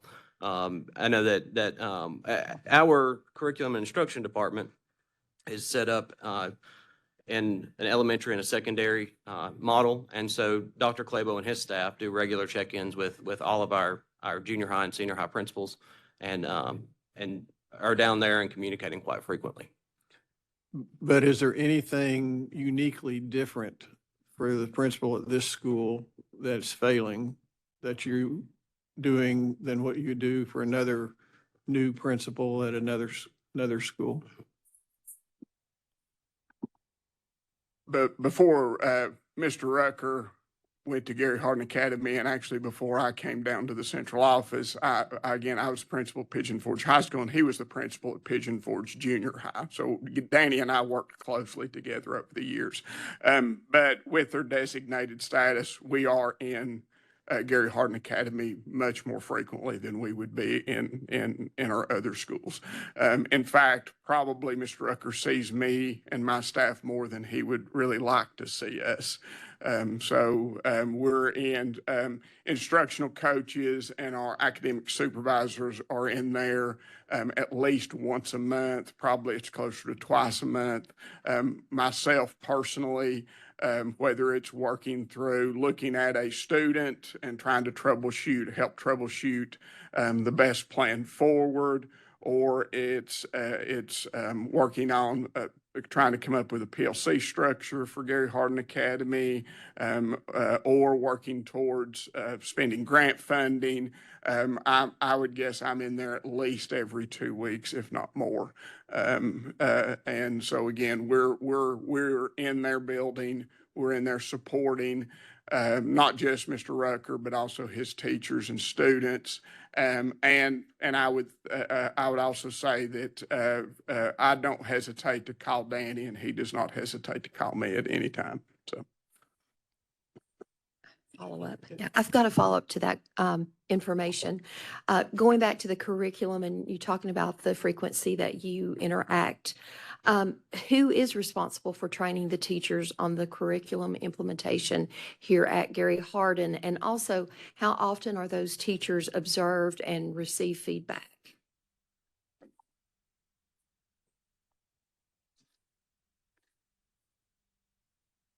So those teachers at Gary Hardin Academy are supported directly from my office staff.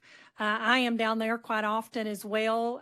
Gary Hardin, as a CSI school, I work closely with departments, turnaround department. We work with them to support the work, which includes a district turnaround plan as well as a school plan that highlights those priorities. Teachers receive support directly from our instructional coaches and supervisors. Sometimes that looks like a collaborative team meeting where they are unpacking standards for upcoming units. On another occasion, it could be that they are creating a common formative assessment, analyzing assessments that are there as well. Another component of that from our district staff would be in classroom walkthroughs. Danny joins our supervisors and/or coaches for classroom walkthroughs. As a part of that process, we typically use the instructional practice guide to conduct that walk, and then as a follow-up with feedback as well. With the principal, have you sought to remove non-instructional tasks from his responsibilities so he can focus more on instruction? We do work with our principals to make some priorities with regard to what happens during a day. In any given school day, there's a volume of tasks that come up. So we have increased our level of administration there. So for an assistant principal, both that role as well as at Greenbrier, which is a satellite site for Gary Hardin Academy. And then we've infused our supervisory and coaching staff as well there. Well, in addition to that, Gary Hardin Academy has a full-time assistant principal, has a counselor, nurse, school resource officer. So again, even though it's a small school, unique school, it still has the same staffing that our other schools have. And we're also looking to add a graduation coach position for the upcoming school year. The pre-hearing form mentions several student success stories that aren't often captured in data points, and you've spoken to some of that success that you've seen firsthand. And you have spoken to some extent about how that students, receive the support from the school. Could you go a little bit more in depth about how those individual education plans, the success plans you mentioned, how they're developed, and again, who's a part of that, and how it's determined? I mean, is it completely student-based, what they would like to see, or all the supports that go into that? Yes, ma'am. And again, I would just say it's a truly team approach, and it is very much personalized to every student. Because even though I said the typical, or referred to the typical Gary Hardin Academy student, the typical Gary Hardin Academy student is by nature atypical. Each student that comes in has their own unique circumstances and challenges. So that plan is developed with substantial input from parents, guardians. We do discuss with the student, want to try to meet the student's goals and ideas for post-secondary. However, we do want to, temper that with the realities of what we're working towards and what we have the opportunity to accomplish in the time that we have to work. Counselors are essential, both at Gary Hardin Academy and at the homeschool. Again, one of the advantages to the setup and them starting at their homeschool, going to Gary Hardin Academy, and then returning to the homeschool is when those students return, they typically return earlier before dismissal. So when those students return, for instance, at Pigeon Forge High School, they would come up to me and say, Dr. Claybo, could I go to guidance for a minute to speak to them about X, Y, or Z? And so they would go to my guidance office, work with them. That guidance office would then be in turn be in touch with the counselor at Gary Hardin Academy, and again, a very collaborative process. But I would also say these are dynamic plans. I mean, it's like the Constitution. They are living documents, and they are looked at actually at least every semester and probably more often than not, and adjusted accordingly based on student needs and where we're at in the plan. If I could add to that, the students also have individual success plans, and that is where school staff sits down with students to look at their academic progress toward those graduation plans and fill in any gaps that need to be filled there. But as a secondary component of that, often that boils down into the root causes of why the academics are the way they are. And that also gives us an opportunity to set some goals with them on the social, emotional side of things, non-academic components such as attendance, if that's an issue, setting some goals to help support that, as well as behavior goals as well. The pre-hearing form cited a survey issued in January of this year, what named chronic absenteeism and socio-emotional needs as areas for improvement. Who were part of that survey, and what has been done in response to that survey to address these issues? Chronic absenteeism at Gary Hardin Academy is certainly one of our challenges. The survey was completed by school stakeholders, which included administration, teachers, other staff members, as well as parents, and a couple students completed the survey as well. The results of the survey certainly indicated chronic absenteeism and supports for social emotional supports as two areas of growth. One of the strategies that we've tried to incorporate at Gary Hardin Academy related to that is really increasing the range of correspondence with families and students. And an example of that would be our district's communication tool, Parent Square. We use that for a variety of ways to communicate with families.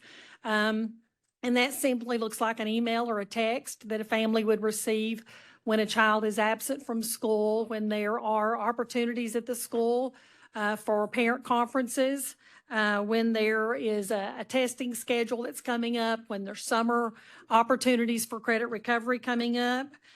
We also monitor attendance weekly against those individual student success plans, and then conversations are had directly with students about that. Phone calls are often made to parents as a result of that as well. And then on occasion, we're able to celebrate students being able to be there. We do that each grading period. As a matter of fact, there is a wall of success for attendance at Gary Hardin Academy for students who have no unexcused absence in a particular grading period. One thing of interest that I do want to point out with the chronic absenteeism, of the 55 students who are enrolled there today, 22 of those children are 18 years old. They've already met that 18-year birthday. So when you think about the compulsory attendance law ending and the fact that those children are still making their way to Gary Hardin Academy tells me something very special about Gary Hardin Academy. And that is the fact that it has trust-based relationships in that school. They've been able to find adults who care about them, and maybe for the first time in their lives, they're having some success in school. So those are some celebrations, but obviously in response to your question on chronic absenteeism. You mentioned that there's 55 students now, and I think last year there were 70 something, and maybe the year before was over 100. What's causing the decline, and how is the district going to, because obviously students are money. How are you handling this decline? The actual roster of enrollment probably was much more earlier this year. We've graduated 76 students already this year. And so there is a very transient population, but that population, obviously, as you're aware, is fed from our traditional high schools. And it does vary day by day. You can see that in the public data that you shared. On any given day, that does shift just a little bit. but it stays stable in the sense that we are being able to graduate students as they come to us in a timely fashion. Regarding the attendance and other things going on at the school, what community resources or industry partnerships are in place to support Gary Hardin Academy and to support these students? There is a variety of businesses in the area where Gary Hardin is that supports the school. Most often that comes through incentive awards for children as they get credits or get attendance awards for being at school. That comes through several businesses in the area, both retail, food industry, and those things alike. We also have at least one student who we have a Sevier Ready program in our district that offers job shadowing, work-based learning for our students. We have a student who has got caught up enough on his credits so that he could engage in an internship with a local construction company as well. Our district operates Sevier Ready with more than 60 partners all across our county. And so the ones in the direct proximity and geographical area of Gary Hardin makes up a portion of that. And I was going to add too, in our district, because again, I mean, when the students talking about social, emotional, and just circumstances outside of the school, the students that come to Gary Hardin Academy, there's just a lot of obstacles there. And so, we have a students in transition coordinator, Cassie Williams. We also have a family resource center director, Shannon Sullivan. We also have school system therapists. All of these resources are available to students at the Gary Hardin Academy, and in fact are probably leveraged there more than in a lot of our schools, because at the end of the day, we are where we are. The challenges are there. But yet again, students need a high school diploma. So, we're going to do our best to use a combination of interventions as well as incentives to attempt to get these students to persist towards an on-time diploma. That was my question. Thank you. But I am curious if you all were aware, if you paid close attention to the legislation, I think it was last year, that created the Opportunity Charter Schools. And if not, they were created exactly for what Gary Hardin Academy does, and call out a lot of the things that you're already doing. And the only reason I mention that is because I don't know if it's in place now, but there's been some discussion at least about how school letter grades will apply to those particular schools that understandably are taking on the highest risk and the biggest challenges. And so I would encourage you, to look at that and consider it at least. And it may be an opportunity for you to have a model that doesn't have you in front of us if that approach comes to fruition. So I just wanted to mention that. Yes, sir. The school was a priority school in 2024 and 2025. What interventions did you use now or using then? And then how are you changing those to improve this off of this? Obviously, as a result of our designation there, we are receiving district turnaround grants through both TAG and SIG. And I've got a list of interventions here, so I'm going to kind of refer to some of those. Math interventionists and ELA interventionists, I've already mentioned that to you. Those are strategies that we've used all 3 years. I can tell you again, as a reminder, in English, we've been able to move an EOC from 11.6 met and exceeded to 28.6. Last school year, 8 out of 18 students who got that intervention 44% of them met the 50th percentile on their growth projection for that particular school year. Math intervention operates the same. They are dedicated blocks of targeted instruction for these children. In that particular set of students, there were 45 served last year. 18% of those met the 50 percentile threshold for growth projection. So obviously there's work to do there. These children are coming in without the foundational skills from Algebra 1 and moving into Algebra 2 and more advanced math. We see a need to address conceptual understanding of those skill sets as opposed to just procedural fluency for mathematics. Another intervention is credit recovery for extended school year for summer. We've operated that all 3 years. And some of the other pieces we've done early on, those pieces we've done since the beginning. I'll correct myself on that. But we also have added some ergonomic furniture there for those children to make ease of the grouping structures and the motivational climate of the school. The clinic for the first time was acquired as a result of those grant funds as part of our intervention, so it's fully staffed. We also offer and have for the duration of the designation things such as laundry and hygiene items for these children. And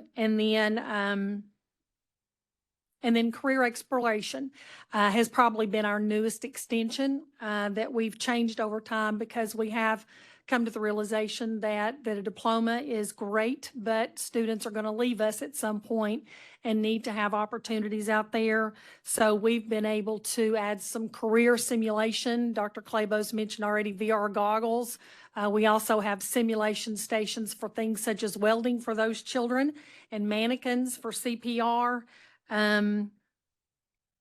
And then industry certifications, I know that's already been mentioned. That's an area we'd like to expand for next year as part of the CCR for the school. Thank you. Just one point of clarification. On the data sheets, it says it's grades 6 through 12, and I thought it was 10 through 12. Was that a typo, or did I misread something there? No, on the school directory, it is approved for grades 6 through 12, but we only serve students in grades 10 through 12. Okay, thank you. This is for the board chair. How is information related to Gary Hardin Academy related to the board, and how do you monitor that? We meet, excuse me, we meet once a month with the director, but we're in communication with her weekly, and she sends us out a report card on what's going on in our schools. And we get that information. I think that is at quarterly. We receive some of those. And if we have any issues or problems, then she's allowing us to know what they're going to do to try to fix the issues that we might have there. So weekly, we communicate generally. So. Thank you for answering our questions. We're at the portion of the meeting where my colleagues and I have some discussion and deliberation, and ultimately we will bring forth a recommendation that will go to the State Board of Education for them to potentially act upon at our May meeting. I may not have mentioned, but this particular hearing committee has only 2 routes that we can take. One is to recommend a corrective action plan. The other is no action. So those are the 2 sort of forks in the road that we have to 2 routes off the fork in the road that we have to adhere to. So with that, any comments or feedback? Yes, sir. Yes, sir. Certainly, Gary Hardin Academy is a unique situation, has its own challenges, and I think Sevier County schools ought to be, the purpose is certainly commendable. I mean, our mission, the state board, our mission throughout the school system is prepare students for post-secondary success. And this provides that opportunity. Like you said, no single path is there for all students. So Gary Hardin Academy provides that opportunity. It is disconcerting that you have a 93% graduation rate, and only 21% are prepared for career and college readiness for post-secondary success. So that needs to change. I think the chairman brought up the opportunity school option. I think that's something that would make a lot of sense to at least consider or look at or see how those schools operate and see if there might be some opportunities there. But when you have, 22 of your students are over the age of 18 and they don't have required attendance, that does bring up the challenge. So continue to focus what you can with the community that you're doing to keep those kids in school so they can be prepared. So I concur with what Chairman Eby said. Also, in my past, I have had a very similar high school in my district, and there are unique challenges, but it also presents unique opportunities. And so, as we've said often here, one school with 2 years of a letter grade of an F is still unacceptable, even though there are things trying to be put in place for that success. There are opportunities for achievement. So I concur with Chairman Eby, his remarks. Thank you, colleagues. I concur. I too applaud Sevier County School System for the past 15 years having this solution in place. I know in communities across the state, this population of students presents a challenge to the traditional environment, and having solutions like this in place is warranted and should be heralded, because we need to meet students where they are to help them get to their full potential. And so, my concern is the school model being, trying to make sure I use the right word here, being confined in a way under the traditional model when your situation is so different and your population is very different. And so your strategies and approach have to be different.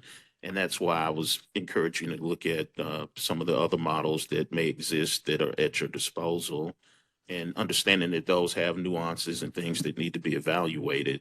But I understand the pride and the dedication to wanting to fit under the traditional model, but everything about your situation is very non-traditional. And so with that, seems like you definitely have some things to look at and evaluate, and that will take time.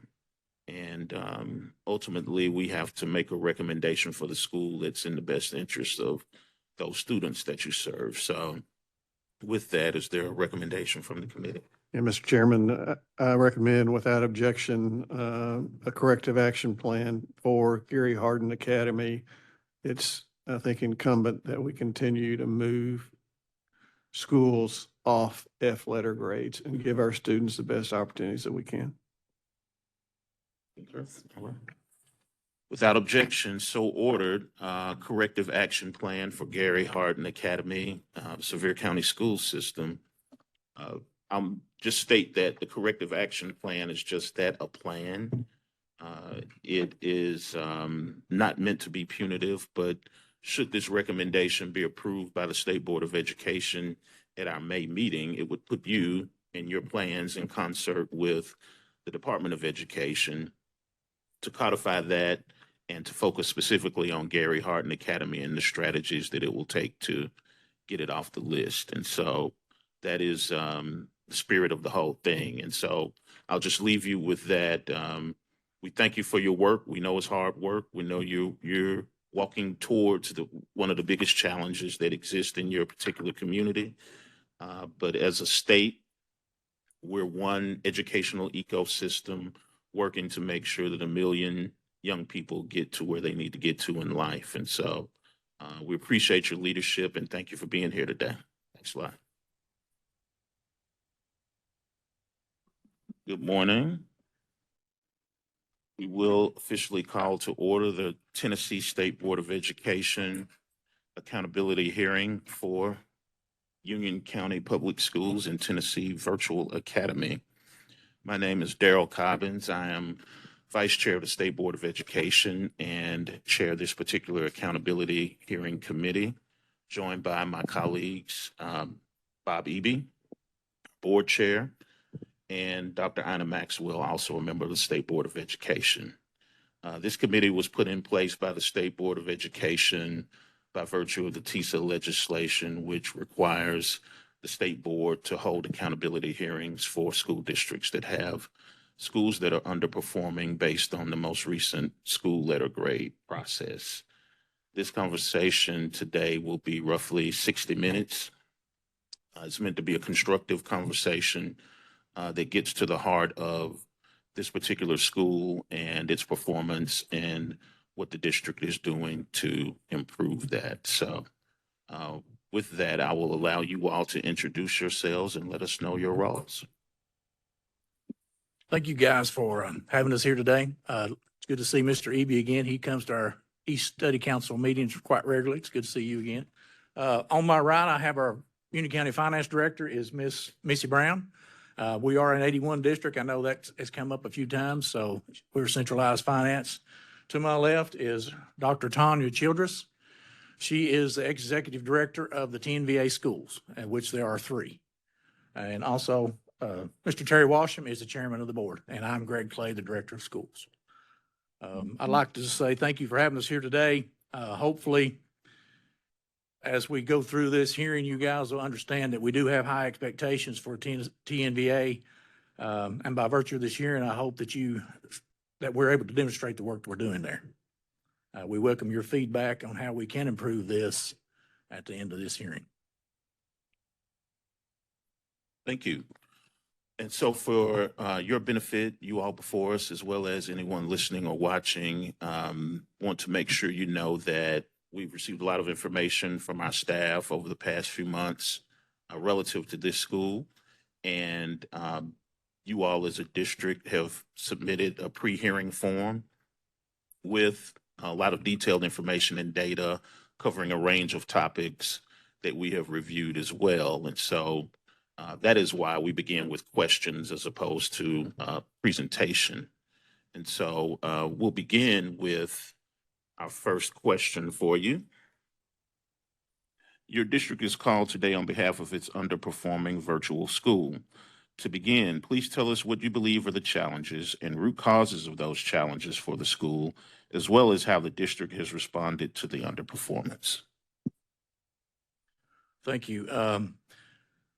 In reviewing our top 3 challenges for TNVA, we're looking at student engagement, high student mobility, and teacher accountability. And I'd like to refer to Dr. Childress to go into those in a little more detail. Good morning. So we'll start with a little bit of the engagement piece. Students in the past may not have been consistently present or actively engaged in class. I do want to share that we are, again, a virtual school, full-time virtual school. Our students do attend for 6.5 hours a school day. We teach live instruction. So we do synchronous classes where our students are in the state mandated formula of teacher-student ratio. So our students do attend class live daily with Tennessee certified teachers. In terms of the engagement piece, we discovered in the past we had our students could actually attend the live session, and then if they missed class, they could watch the recording of the class to receive attendance credit for that recording. This school year, we determined that students do not learn best when they're just watching someone's lessons because they're not engaged in that lesson. So this year we did change our attendance policy so that we could engage students more directly in the classroom. So we got rid of the recordings as a potential opportunity for a student to regain that attendance credit. So that has been a huge shift for our school because some people do come into virtual learning with the concept that they want that flexible environment and to be able to do lessons at any hour of the day. But we do run our school very, very similarly to a traditional brick and mortar school with an 8:30 to 3:30 school day. So there's a lot of misnomers sometimes when parents sign up for this experience because they may want a more flexible environment. But over the years, we've discovered that sometimes flexibility does not necessarily mean what's best for a child. So we do have live instruction. We also changed our attendance policy to go from day attendance to really look at class period attendance. And the reason for this is a student could miss English class every single day for 45 days. And then at the end of it, they still have no sign of any attendance issue because they have attended maybe their other classes. In a brick and mortar building, a parent may drop their kid off and then sign them out early. But in the virtual setting, it really was not conducive to really showing what our students' exposures to lessons were really like. So we did change our attendance policy to where they must attend live class connect sessions, and it is based per class period versus entire school day. So if a child was to miss a class period for up to 15 unexcused class periods, then they would be looking at tier 1 truancy or three-day absence to be equivalent to that 15 class period. So we've increased that accountability measure in terms of that engagement piece because we really feel students need to be a part of the education process and not just listening to someone else speak. Our platforms have also changed to improve for engagement. A lot of people I know use Google or Teams or Zoom for their instructional measures. We do not. We use Engagely, which does provide more of a tool of engagement for students. Our teachers can track and see the students' engagement as they're going, not just are they sitting there. We require the cameras on, where in the past there might be some little bit of passive on that. We do require our students to have their face on the screen, whether the whole class can see them or not. If they're not comfortable with that, the teacher can flip a button. The teacher can see the student's engagement, but that can help the student if they're not comfortable being seen for the rest of the class. So student engagement has been huge in an effort that we feel that we are going to improve outcomes if we know and visibly have students engaged in front of us versus relying on some metrics that a program is going to tell us. We want that direct engagement. So that was one of our major areas. Next was high student mobility. Virtual education is not necessarily the right fit for all children. And sometimes that fit is a temporary fit. It could be an illness that they're going through that may be over a limited period of time. Parents may say, homebound is my child will only get 3 hours of instruction a week. If I remain them in a public brick and mortar, they get 3 hours of homebound. I want them to have more instruction than 3 hours a week. So we're a good alternative a lot of times for those families. Typically, our students stay with us 2.5 years. And again, it may be an temporary enrollment for a short period of time, but then we also have students that stay with us the entire tenure of their education. But that high student mobility, we have learned that we are seeing persistent instructional gaps in students. 64% of our new students are coming to us 1 to 3 grade levels behind. And I'm going to pause so you can digest that. 64% are coming to us. Don't pause too long. You got 2 minutes left. Okay, I'm on. I just want you to hear it. So with that, we have to spend a lot of time for catch up. And this kind of rolls into our third challenge of our teachers understanding data, because they're getting these students that are behind. And I know teachers all have the biggest heart in the world, and we want to love on Johnny and we want to meet him where he's at. Our teachers were doing a great job of that, but they were not accelerating our students to that grade level standards because they were spending so much time of trying to fill in those skill gaps. They were never getting to the level of teaching at grade level standards. So we've systematically added some different intervention levels to make sure that we're addressing those gaps for our staff as well as for our students.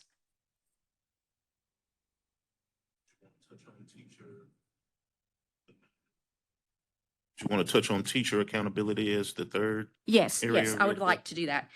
So since we are getting students below grade level, teachers, we've discovered, you think we talk data and we get in these data groups all the time and, we're talking student data.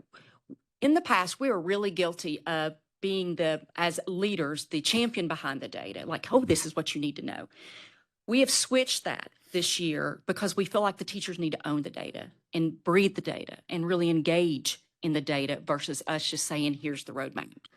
So in our data meetings with our teachers, they're really diving into each individual's data, whether it's looking at their previous TBOS data, whether it's looking on their projected TCAP scores, looking at their ESGI for K2, looking at Ames Web, Universal Screener, and iReady data, and really piecing in all these data points to understand the full child.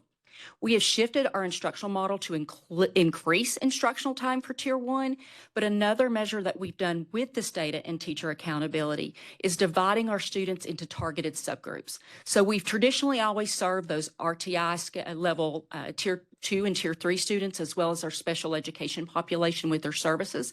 However, the students in that 25th to 50th percentile, we were not giving the amount of targeted support those students needed.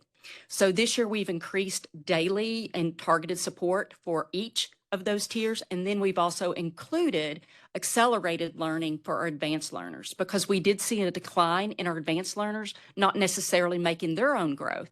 So instead of just focusing on the bottom, because we were really good at focusing on the bottom, we lost gains for our middle and our high. And so this year we've had to really shift our mindset there on that accountability for teachers to understand. Don't just worry just about these groups. You got to worry about them all, and you've got to grow every single one of those groups. One just quick question on everything that you've mentioned so far. Are these changes that you're mentioning, they came about this particular school year? Several of them have started within a year ago, and then this year would be the year that we have had the full year of implementation. Okay. We constantly stop and pause. For instance, we look at our beginning of the year data through iReady, and then we look at it mid-year. This year, when we got to mid-year, we were like, we're still not getting them where we want them. Okay. So then we make some adjustments as we go. For instance, we're going to now increase our instructional time during the day for Tier 1 because we are constantly measuring that data. Okay. Just a couple of really quick questions. School enrolls students statewide. What is the percentage of students enrolled in the school from within the district versus outside of the district? Honestly, majority of our students are out of district. 22% of our students are coming from Shelby County. Let's see, 22 Shelby, 8% Davidson, 7% Knox, and 4% Rutherford. Those are our biggest districts. We also have high population of students in Hamilton County. Let's see, Hamilton, as well as the upper East Tennessee area. So what percent comes from Union County? I believe it's 4%. No, I'm sorry, that's a high number. 1%? Yes, we probably have about 20 kids from Union County. And keep in mind, we have 3 schools. So when I'm turning back, I'm thinking K through 10 that can go to 12, but TNBA school code, that would be about the amount. 20 out of the total of? Total of 1,000. We are now at, excuse me. It's about 1330. Yeah, 1296, 1330. Okay. So what role does the virtual school play for the district, and who are you trying to serve? Do you want to answer that or do you want me to? I can only answer for the last couple of years. I became director in January of 2023. When it was established as a statewide school, but it was established also to give our kids in our county an opportunity to do virtual learning because I think we are the oldest school, virtual school in the state. So it was set up many, many years ago. The background of that part, I don't really know because I'm not even from Union County. I came over from Granger. But I know since I came on board, started working with Dr. Childers, her team, and Mr. Williams, who is our virtual supervisor, among all other duties in the county, just to see what we needed to do a dive into this. And that's one of the reasons that Dr. Childers did so a lot of changes in the last few years to try to, I guess the biggest change that I've seen that she's done, especially this year, is going into the smaller learning communities. She's been real intentional about her leadership within the building, within the virtual building. As before, she was the principal of 3 schools. Now she is basically the supervisor over 3 schools we have a principal in K1, principal K2, K1, 2, 3, 4, 5, and you also have a middle school and high school set up to break it down into smaller learning communities for those kids. I know the enrollment number overall is about 2,300. So that number is large, but the key is to making it as small as possible for those kids so you can have more intentional direct instruction with those kids. And that's a lot of things she's done with her schedule as far as providing, because their schedule runs like a brick and mortar school schedule. So it has more times for those. They built extra time in the afternoons so they can go back and hit some of those acceleration classes, some of those intervention classes, kids in the approaching area for extra tutoring. They've been really intentional this year. So I'll be really surprised if we don't see improvements coming out of this school year. Because when I came to the district, they were ATSI. They made some of those changes a few years ago, got out of ATSI, but for some reason, they slipped back into ATSI designation for 25 school year. So that's some of the things that she's working on this year to try to get back on the right track. So my question for you is, if it's only 20 students out of Union County, why does Union County even associate with this, with, getting saddled with 2 F, with an F school? I mean, I'm trying to understand what's the benefit of Union County even being associated with this, with a virtual school like this, if it's only handling 20 students out of 1,300? Well, a part of it would go back to revenue. Since we are a poor county, and so part of it is we do benefit on that side of things. I know that's not the best answer to say, but we do benefit from that. We promote the school within the county as far as an option for our students if they're looking for another option, because with school choice now, a lot of kids are migrating to various things, because that is one thing that kind of keeps the virtual school in check. Is if parents are not happy with that, they can always go somewhere else with that school. Can I address that? I do want to say I am a Union County School employee. So I'm saying this on behalf. I look at our students not as students from Shelby County, even though I said those statistics. Those students are Union County students. They're our students, and we support them even though they may not live within the county zone. We support them as a Union County student, and they follow along with what are the Union County calendar. They will be Union County graduates. So for me, yes, they may not live within our zone, I guess, lines, but to us, they are Union County kids because we accept them as if they're the same as all of our other students in the district. So how much money does the district typically generate for this school? I'd like to know district-wise how much money is generated and how much money goes to the vendor. Well, when we get our TISA numbers, like we just got our numbers in February, our total population for the district is about 4,900. So 2,300 of those go to TNVA, to those schools. So then it's split. We disaggregate the data. Our student information supervisor, she breaks those apart, and they earn the money that they earn through TISA. So all the ULNs, all that, they earn that money. So, for example, a virtual education report issued by the department shows that the district generated over $18 million in state funds for the 23-24 school year. How are those funds spent? That will be, we just send those funds to the school. Then they determine inside the school. Of course, around 83% of that is spent on salary, just like it is on the brick and mortar side. So the rest of that will be for instructional materials, for the online platform. It's probably one of the biggest pieces because they have a pretty sophisticated online platform compared to other systems.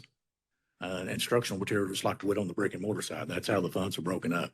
If they have additional support staff, like I know they've added a reading coach and they're looking to add a math coach, and some other things you could do is add more of those support people in those buildings or in those virtual buildings. That's where those funds are used, just like we would on the brick and mortar side. So just so that I'm understanding, and because you do operate under the 81 Act, So the funds that are generated for these, let's say 1,300 students, you all send directly to the vendor to manage those funds. And then does it come back though to the centralized accounting for approval? Once we approve the budget, what that number is going to be, we'll make 10 payments to the vendor over the course of the school year, just like every month we receive our TISA funds. So we give them their portion to operate the school.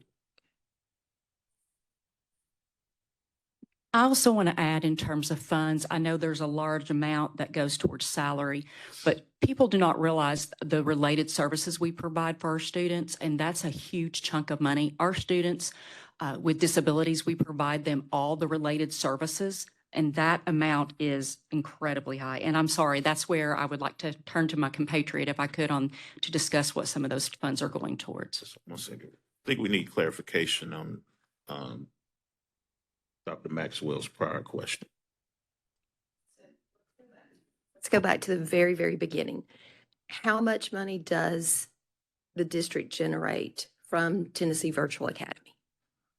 It's around $20 million. I mean, it's if we get 49, then we split it evenly by how many kids they have, how many kids the brick and mortar side has. So they get their TISA dollars just like the brick and mortar schools get. And that percentage varies. So for last year, what was the number, Miss? Last year, they generated around $25 million. Because these are Tennessee students, just like. So I think part of the question was, you mentioned you send to your vendor their portion of that 20 million. What is that portion? That's the $25 million. I divided it in. You get 49 in TISA dollars? In the year FY '25, we received 50,129,542. That all funnels through the main district. Okay. Then each month, I divide that total that belongs to Tennessee Virtual Academy, and I send them a check each month for 1/10 of their portion. And then at the end of the year, I will calculate any expenses that they incurred from shared software in our district, and I'll deduct that from their final payment, to where at the end of the year in June, I should have paid them their full amount of TISA. But I have to, for the Tennessee Department of Education, for our final expenditure reports that we have to enter into E-Plan, I have to show that that full amount must come in to our district. And then I move that into their fund, which is a different fund from our general fund, with a transfer out each month. And then at the end of the year, it should all balance out to be seen on those state reports. And that's roughly 20 million as we know it today. Yes, that year, it was 25,490,045 was their Okay. portion. Thank you. Because over the last few years, it's been almost an even split on enrollment for brick and mortar versus virtual. So if we get 50, then they would get 25 and we had 25. Is that an arrangement that you have with Tennessee Virtual Academy, that they get their percentage of students? Because TISA is a funding formula, it's not a spending formula. But when we get our initial estimates, that's what I meant, our student information supervisor, she goes through and pulls out the TNVA kids and what they earn and what our brick and mortar kids earn. And that number won't be exactly 25 and 25, but it's close to that number because our enrollments are the same. So if you have kids who are high needs, they'll earn more dollars. So I have a question for the board chair, being responsible for approving the budget, et cetera. What is your role with regarding the budget for Tennessee Virtual Academy and how they spend their dollars, et cetera? I go back to the chair, and we, like I said, we pass our budget, and after that, the board don't have a whole lot to do with what the virtual school spends the money on. So what's presented to you then is just 2,400 students or whatever it is, their budget is $25 million, and you just do a check and that's it, basically. Yes, sir. We, the board votes that into the budget.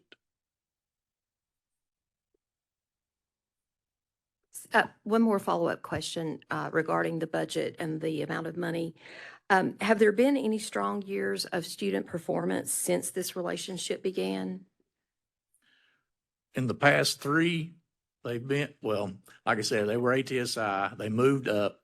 They were still an F on the letter grade. Their achievement scores did improve, but the growth score has stayed a 1 for the last 3 years that I've been involved in the district.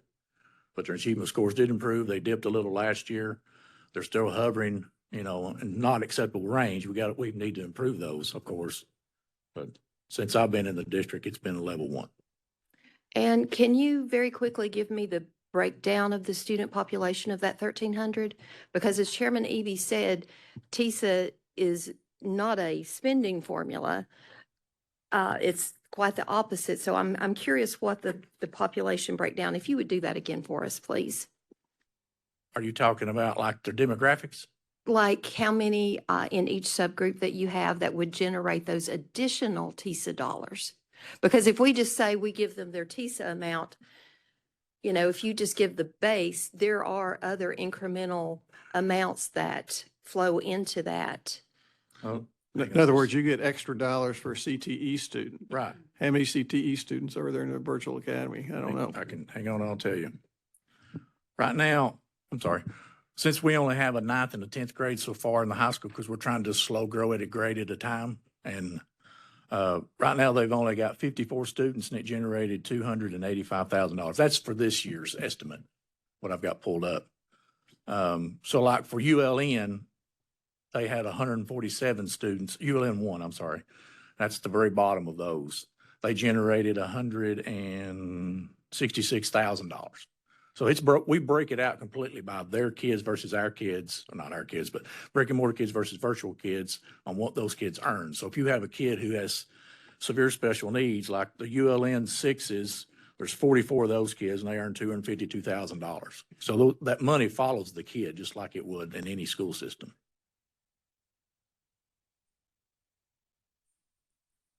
How long have you used your current instructional vendor? 15 years, I believe.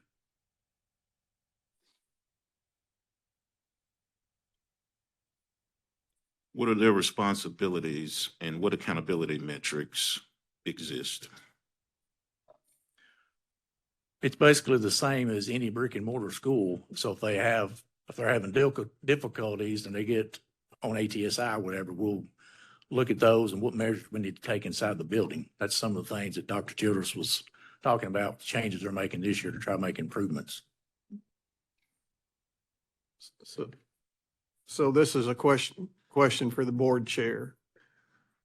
So if they've been there 15 years and they were on ATSI, they went off ATSI, they've gone back on ATSI, they've had at least 2 years of F grades. Have you considered other options besides this vendor? I have just been the board chair. I've just been elected like a year. And I'm first year board chair and I've not completed the first year. But I work well with Greg and I talk to him all the time about the virtual school and how it's doing. And I leave it up to him to figure out what we need to do with the vendor.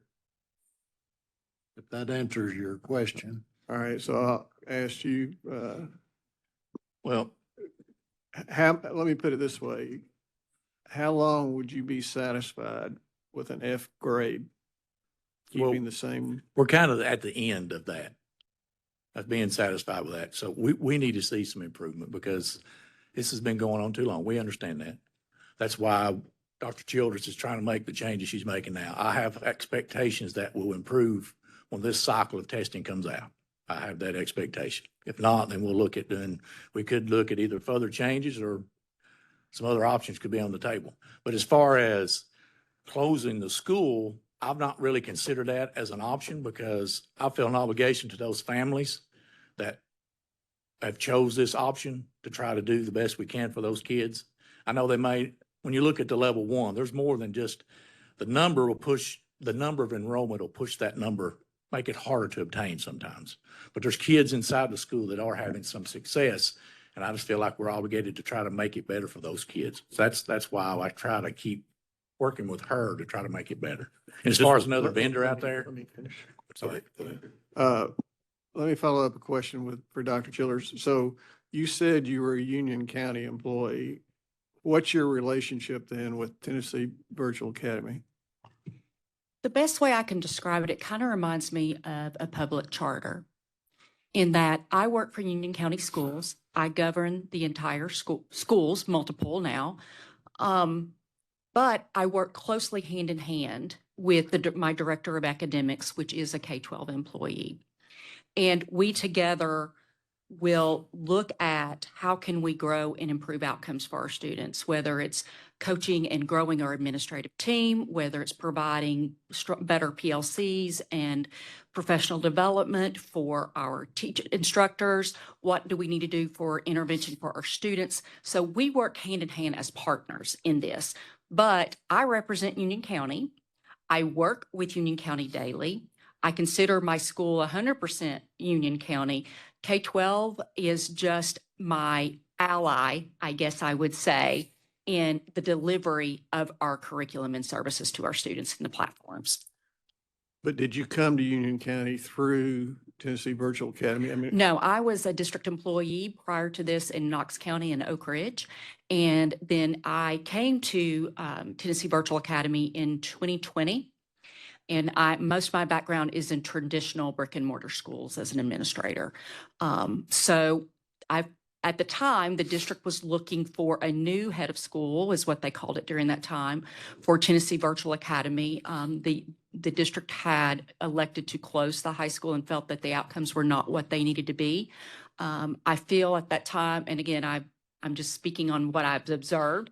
I applied for the position and interviewed with a huge committee panel from the district, as well as at that time they did, of course, extend the opportunity to me for this position. I think some of the things that I bring is my background of experience. I think that it is a unity. You've got to work together with the district. You've got to work together with the corporation that's providing you the infrastructure. So I feel like a lot of times, me being the outsider, I've been able to come in as but I'm not partial to either side of the parties. I'm here just to run a good school for kids and to make sure that we're growing those outcomes for them. All right, we appreciate that. I want to make sure we clarify for the record that this body does not have any authority or purview over closing schools. So I just want to make sure that's clear. We're here specifically for the school's performance, so. Chairman, if I may, I just wanted to clarify for the record. The Tennessee Virtual Academy is the name of the school, and you can tell me if I have any of this incorrect. And K-12 is the name of the vendor that provides the platforms of use, yes. I just wanted to make sure that was clear and not causing any confusion. That's all. that's helpful. And so, your relationship with K-12 is what now? I basically work with them to help run our school. People do not understand the gravity of the platforms of making this successful for students. And I will say that I have been very pleased of the working relationship, because they listen to our concerns and they are very student-centered on the student outcomes. We are a partnership in this together to grow students. I do not see them, and again, I'm speaking that's who I am. I'm going to tell you the truth. I feel we are a partner in that we want to grow students and provide them an opportunity that they may not get in a setting that has failed them in the past. And we work together very tightly to ensure that we are doing what we can to support those increasing in outcomes. Thank you, Dr. Maxwell. Couple quick questions, comments, observations here. First of all, to your previous statement, we do understand the gravity of the task that every person in every school district is faced with. And to say that when we have record of continuous failure, it is very difficult for me to understand why a district would get half its funding from a failed project. I mean, and not stepping back and looking at it and saying, okay, we definitely need to reevaluate. Not that you aren't, but that's still puzzling to me. And one other question. How much does it cost the vendor to operate the school? Not how much TISA funding formula that you all dedicate to them and you pay out in 10 payments, but how much is the actual cost to operate the school? May I have the person who helps me with the finance side so that they can speak directly on that? Okay. To the mic, please. Okay. Good morning. Thank you for your time today. I'm Amber Calvert, the Director of Academics, and I work work daily with Tanya, Dr. Childress, to support the operations and running of the school. And we currently, looking at our numbers, we do spend 75% of our funding is on the expenses that go to teachers, counselors, and admin in our state ratios. And then the other 26% goes to the additional pieces that run our school on the operational side. So that's sending computers to students, sending the boxes of equipment and curriculum to our students, all the hard materials, the textbooks and workbooks, and then our background systems. We're considered financially a program school, and so there are reduced costs for the programming, so that it doesn't, so that it's a break even cost. So we spend $560,000 on related services for those students, our students with 504s and IEPs. So that's 17.6% of our population. We also spent $520,000 on state testing. So we had 20, last year we had 19. We had 19 brick and mortar places, venues that we had to rent out for 2 weeks across the state to support state testing. So let me simplify my question. Sure. How much funding did you receive last year? And what amount did it cost to run the entire program? We received, I have that. I have this from the P&L. Yeah, the P&L. Yeah, I have the $12,305,579.43 were our expenses, and the same was for our total funding, was $12,305,579.43. So your amount that you received is exactly the amount of your expenses. Correct. Thank you.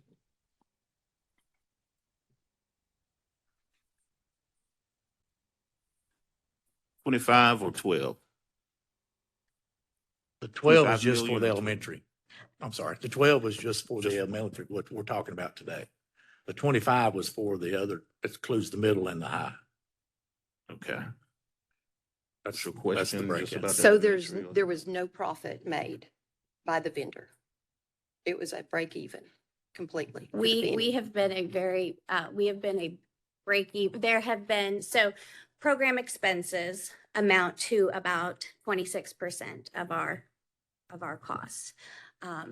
We have a price list at the company has a price list of how that breaks down, and those price lists, we're not able to meet those price list costs. So if it costs $500 for the student to have a computer, that would be the cost from the company, right?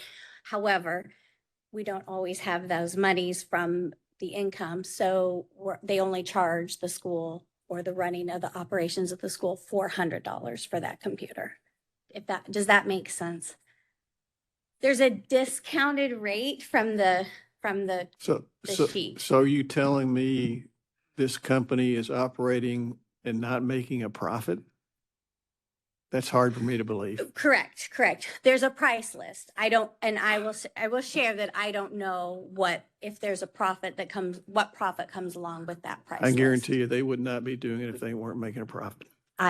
You are probably right. Yes. Mr. Eby? Yes, it's our understanding the district's required to produce a virtual monitoring report annually. It's designed to provide families with a summary of the virtual school's performance and includes an overall score of meeting, approaching, or below expectations. And in looking at the last 2 years of monitoring reports that you provided, said that the school is meeting expectations and there's minimal information to be being provided to the families. So would you help me understand kind of who's responsible for oversight and monitoring the virtual schools and how the schools can be meeting expectations if the last 2 years are F ratings and your level 1 TVOS? And the level 1 TVOS is actually, I think the year before was a level 3, so it dropped to a level 1. So help me understand how you can tell the families you're meeting expectations. If I may, can I ask Mr. Williams? He's our virtual supervisor. He's the one who completes this report for us each year.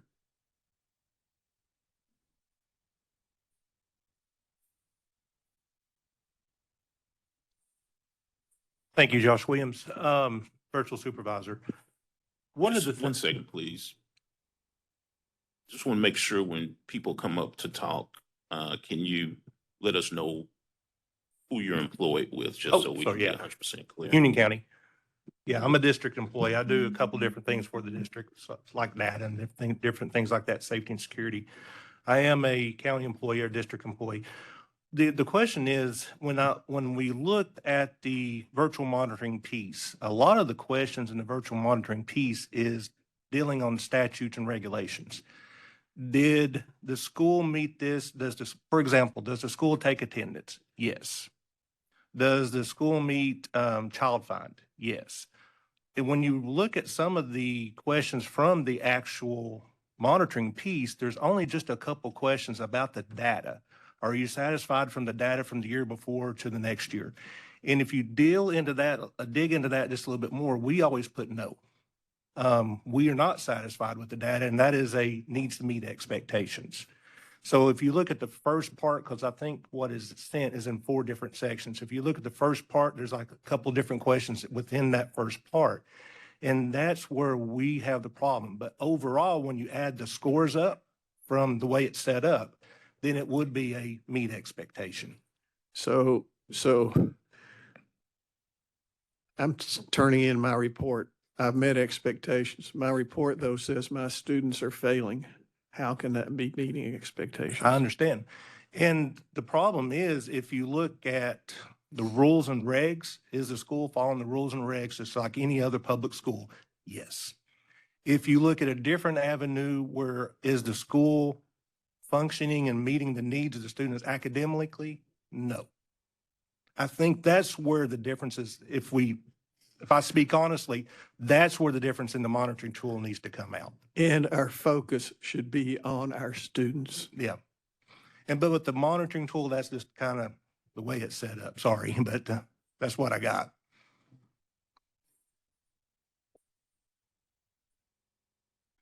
Question, just generally about the statewide focus. How was that decision arrived at, and at what point do you reevaluate that and determine if that's a path that you continue on? As far as the statewide focus, that was initially how the school was established 15 years ago. And I will concur that is something we need to look at as far as pulling back. One of the things that has happened over the last couple of years is the enrollment has actually decreased at the school overall. And that's one thing we're going to continually push for the enrollment to come down, to get that to a smaller number. Because obviously they're not having success with, 25 to 3,000. So we need to push that number down smaller and smaller so we can be more intentional with our instruction in the classrooms in the virtual classrooms and such. But that's one of the things that we have done. And one of the things that Dr. Childers and her team, if they come and meet with us at the end of the year, they do a review of students to see if virtual is a fit for certain students. If you have the students whose attendance is still terrible in the virtual world, maybe that's not a good fit. They need to go back to their brick and mortar homeschool. Or same thing with academics. If it came to us failing and they're still failing in the virtual world, maybe they need to reevaluate where they need to be as a family, what they need to choose. So that's one of the things as far as when we look at enrollment, we've been trying to push that number down, not up.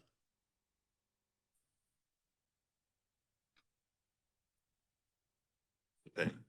Ms. Pay. I realized I didn't introduce myself earlier, so I apologize. I'm Rachel Supay, General Counsel. Can you tell us a little bit about how the instructional materials are selected for this school and how you know whether they are teaching aligned to the state standards? Well, they're state-approved materials, the same as that we use in the district. That translates over to TNVA. They do supplement some with iReady. That's one of the things we don't use in the district. They use that in the virtual school. That's one of the things that Dr. Childers and her team brought in, was it last year or year before last? Last year. As a supplement, but they use our instructional materials, what we have on our approved list. And then how do you confirm that the school is actually teaching to the standards? That's what her and her administrators, they'll go through and do, just like with the brick and mortar. They do walkthroughs, evaluations. They're in the classrooms, in the virtual classrooms, monitoring what they're using. Yes, we do use IPG walkthroughs to see what's going on in the classroom, as well as, of course, we evaluate our teachers on the team evaluation rubric, like a large majority of Tennessee schools do, as well as our administrators are also evaluated on that rubric. So our instructional, I refer to our principals as our instructional leaders. They're in the classroom to support and improve instruction. Okay, thank you. So just to confirm, you said the virtual materials are the same as those used for brick and mortar schools, and you feel confident this school is teaching to standards? Yes. Okay, thank you. So if I could go back to a comment and information provided to us several minutes ago, you mentioned that students were entering 1 to 3 years below grade level and that teachers were working to support those children. But with doing that, though, when was that tier 1 grade level instruction? Because a third grade state standards is third grade state standards. So were these students receiving tier 1 third grade state standards?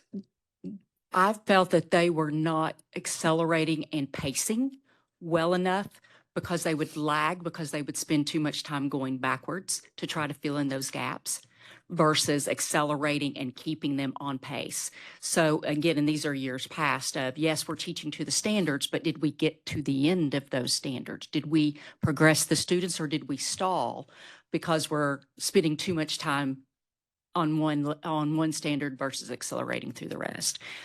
So now we have really worked hard on our pacing, as well as vertical planning is something we have also really introduced this school year, so that our teachers fully understand the standards that our students should have at the grade below them versus the standards they are going to be expected to have at the grade above them. Because I think that they were so centrally focused, they did not fully get the continuation of standards. So we've really spent, that goes back to that third root cause of really making sure that our teachers are understanding what they need to do every day and holding them more accountable to that.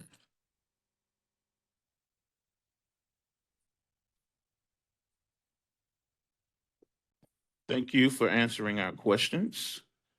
We're now at the portion of the meeting where my colleagues and I have a brief deliberation, discussion, and observations from this particular conversation. As I mentioned earlier, we have two routes that we have at our disposal. One is to recommend a corrective action plan. The other is no action. And so that was what will govern the recommendation that ultimately goes to the state board. So feedback.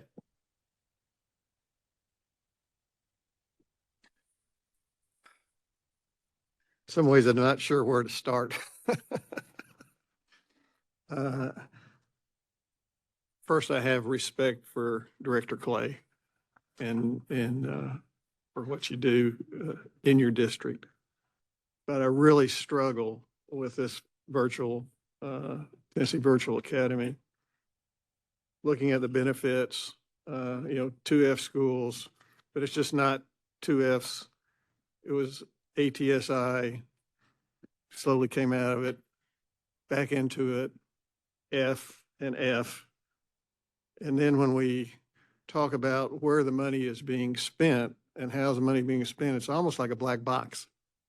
I mean, it just, money goes in and you got $12 million, but if the company can charge you $500 for a computer, but if you don't have the money, they can charge you a $400 computer.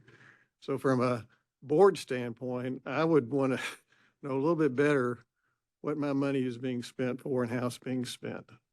And I don't necessarily see that. You're impacting students, 2,000 students or 1,300 students, whatever it is, across the state. There's only 20 in your county. And so when you do your surveys, et cetera, I mean, what you're doing is you're giving 1,300 students across the state access to an F letter grade. That's got to change. That's got to change. I really struggle with this. Chairman Eby, you said it better than I could. You summed up all of my thoughts that I have.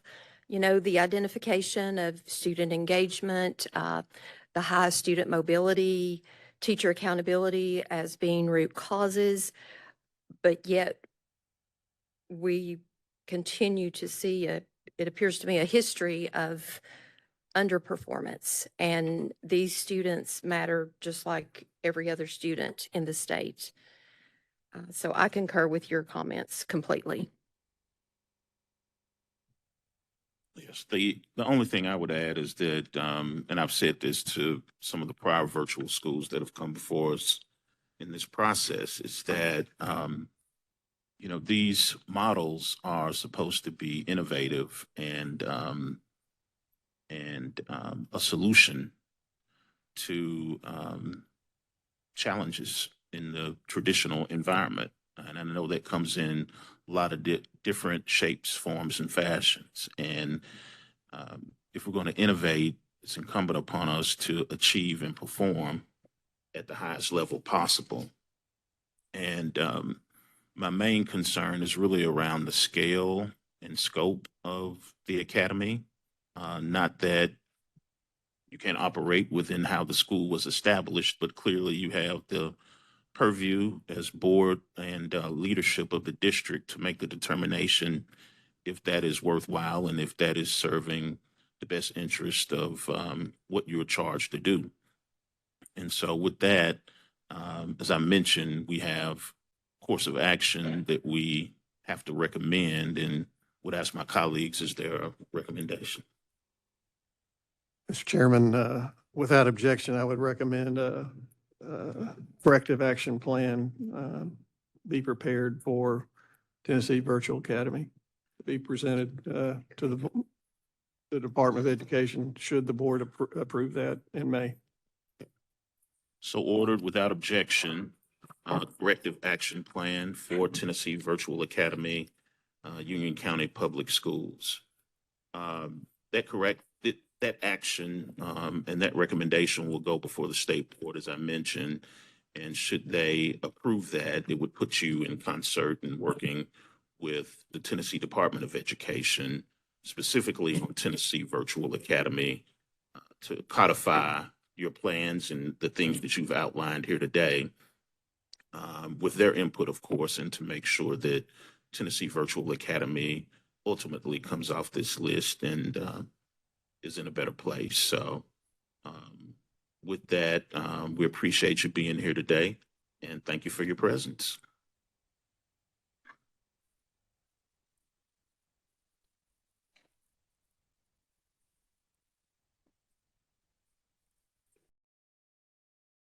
We're gonna wrap up here. No, you're fine. Thank you. No, we're done with you all. You're good. We're gonna wrap up ourselves for our viewing and listening audience. I ask unanimous consent that the committee instruct our staff to compile a list of votes into a committee report. Is there objection? Hearing none, so ordered. And I would invite my colleagues to share remarks, reflections about these past few days, and any other comments that you would like to share. So.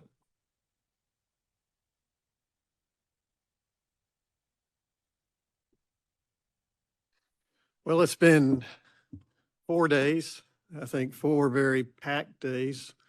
Hopefully, we've added value to the system. I feel that we've added value to the system. It's been helpful for me to understand the challenges that each one of these districts have. And maybe we can give some insight to them and how to make changes, which I think they need to do. I mean, again, we're here for the students. And these students are in F failing schools. We've got to do something about that.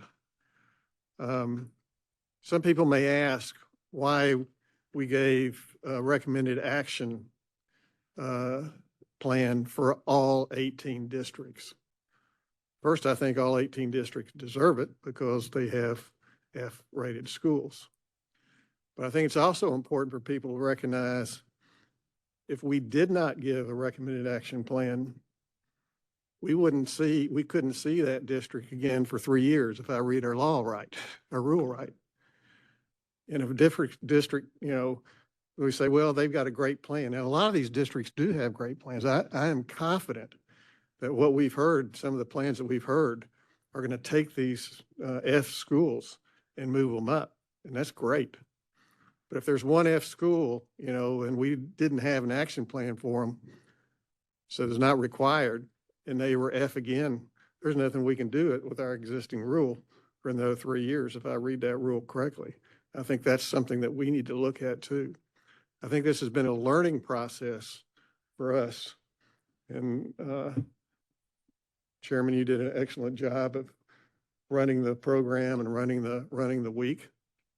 But we have learned from it, and I think we need to do at a board meeting a debrief and see what we need to do to change, to improve it. Again, to keep our focus on the students and getting these schools up to being succeeding schools.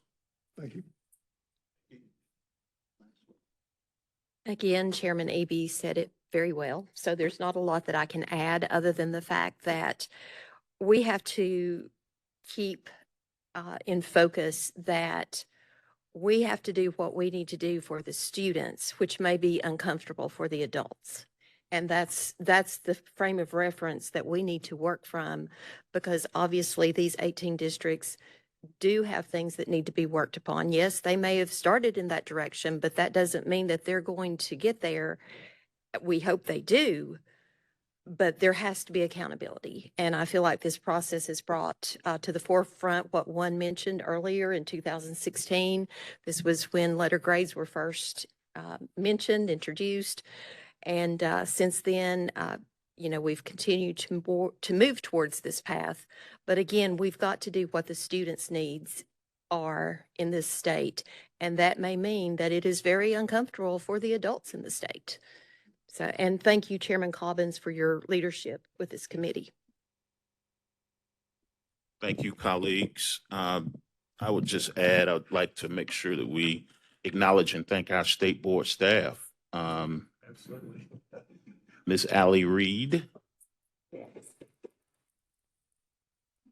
Chief of Strategy, Sarah Morrison, our Executive Director, Rachel Supay, our General Counsel, and Mr. Nathan James, who is the impresario of all things. So, and Mr. Michael Durline. And Josh Collins. And Josh Walton. Thank you all and everyone involved.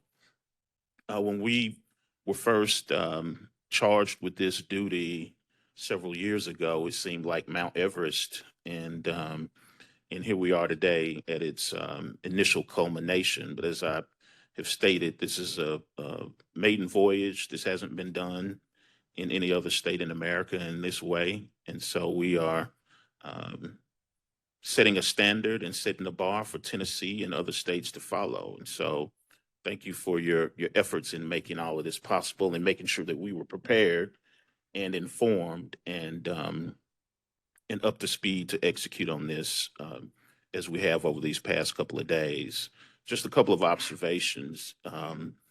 One is that spent a lot of time just wanting to make sure that these districts understood that they're a part of a larger framework for the entire state and not to view their work in isolation. And for us to advance Tennessee as a whole from an education standpoint, WHOLE, it's important that we understand that we're all working on this together and all of those different parts aggregate to make us successful in the end in student achievement. And keeping the students at the focus, I think, is really important. We've heard from 44 schools, 18 districts, and all of that includes just north of 20,000 students. And so that is not to be taken lightly. And our job is to help make sure that those young people ultimately get to where they need to in life and have prosperous lives. And so I will thank the Tennessee General Assembly for giving us this responsibility. It's absolutely necessary. And I think these conversations have been very illuminating in that you recognize the unique environments that each district comes from. But I think we've also heard a lot of common themes and common challenges that, again, we should debrief on.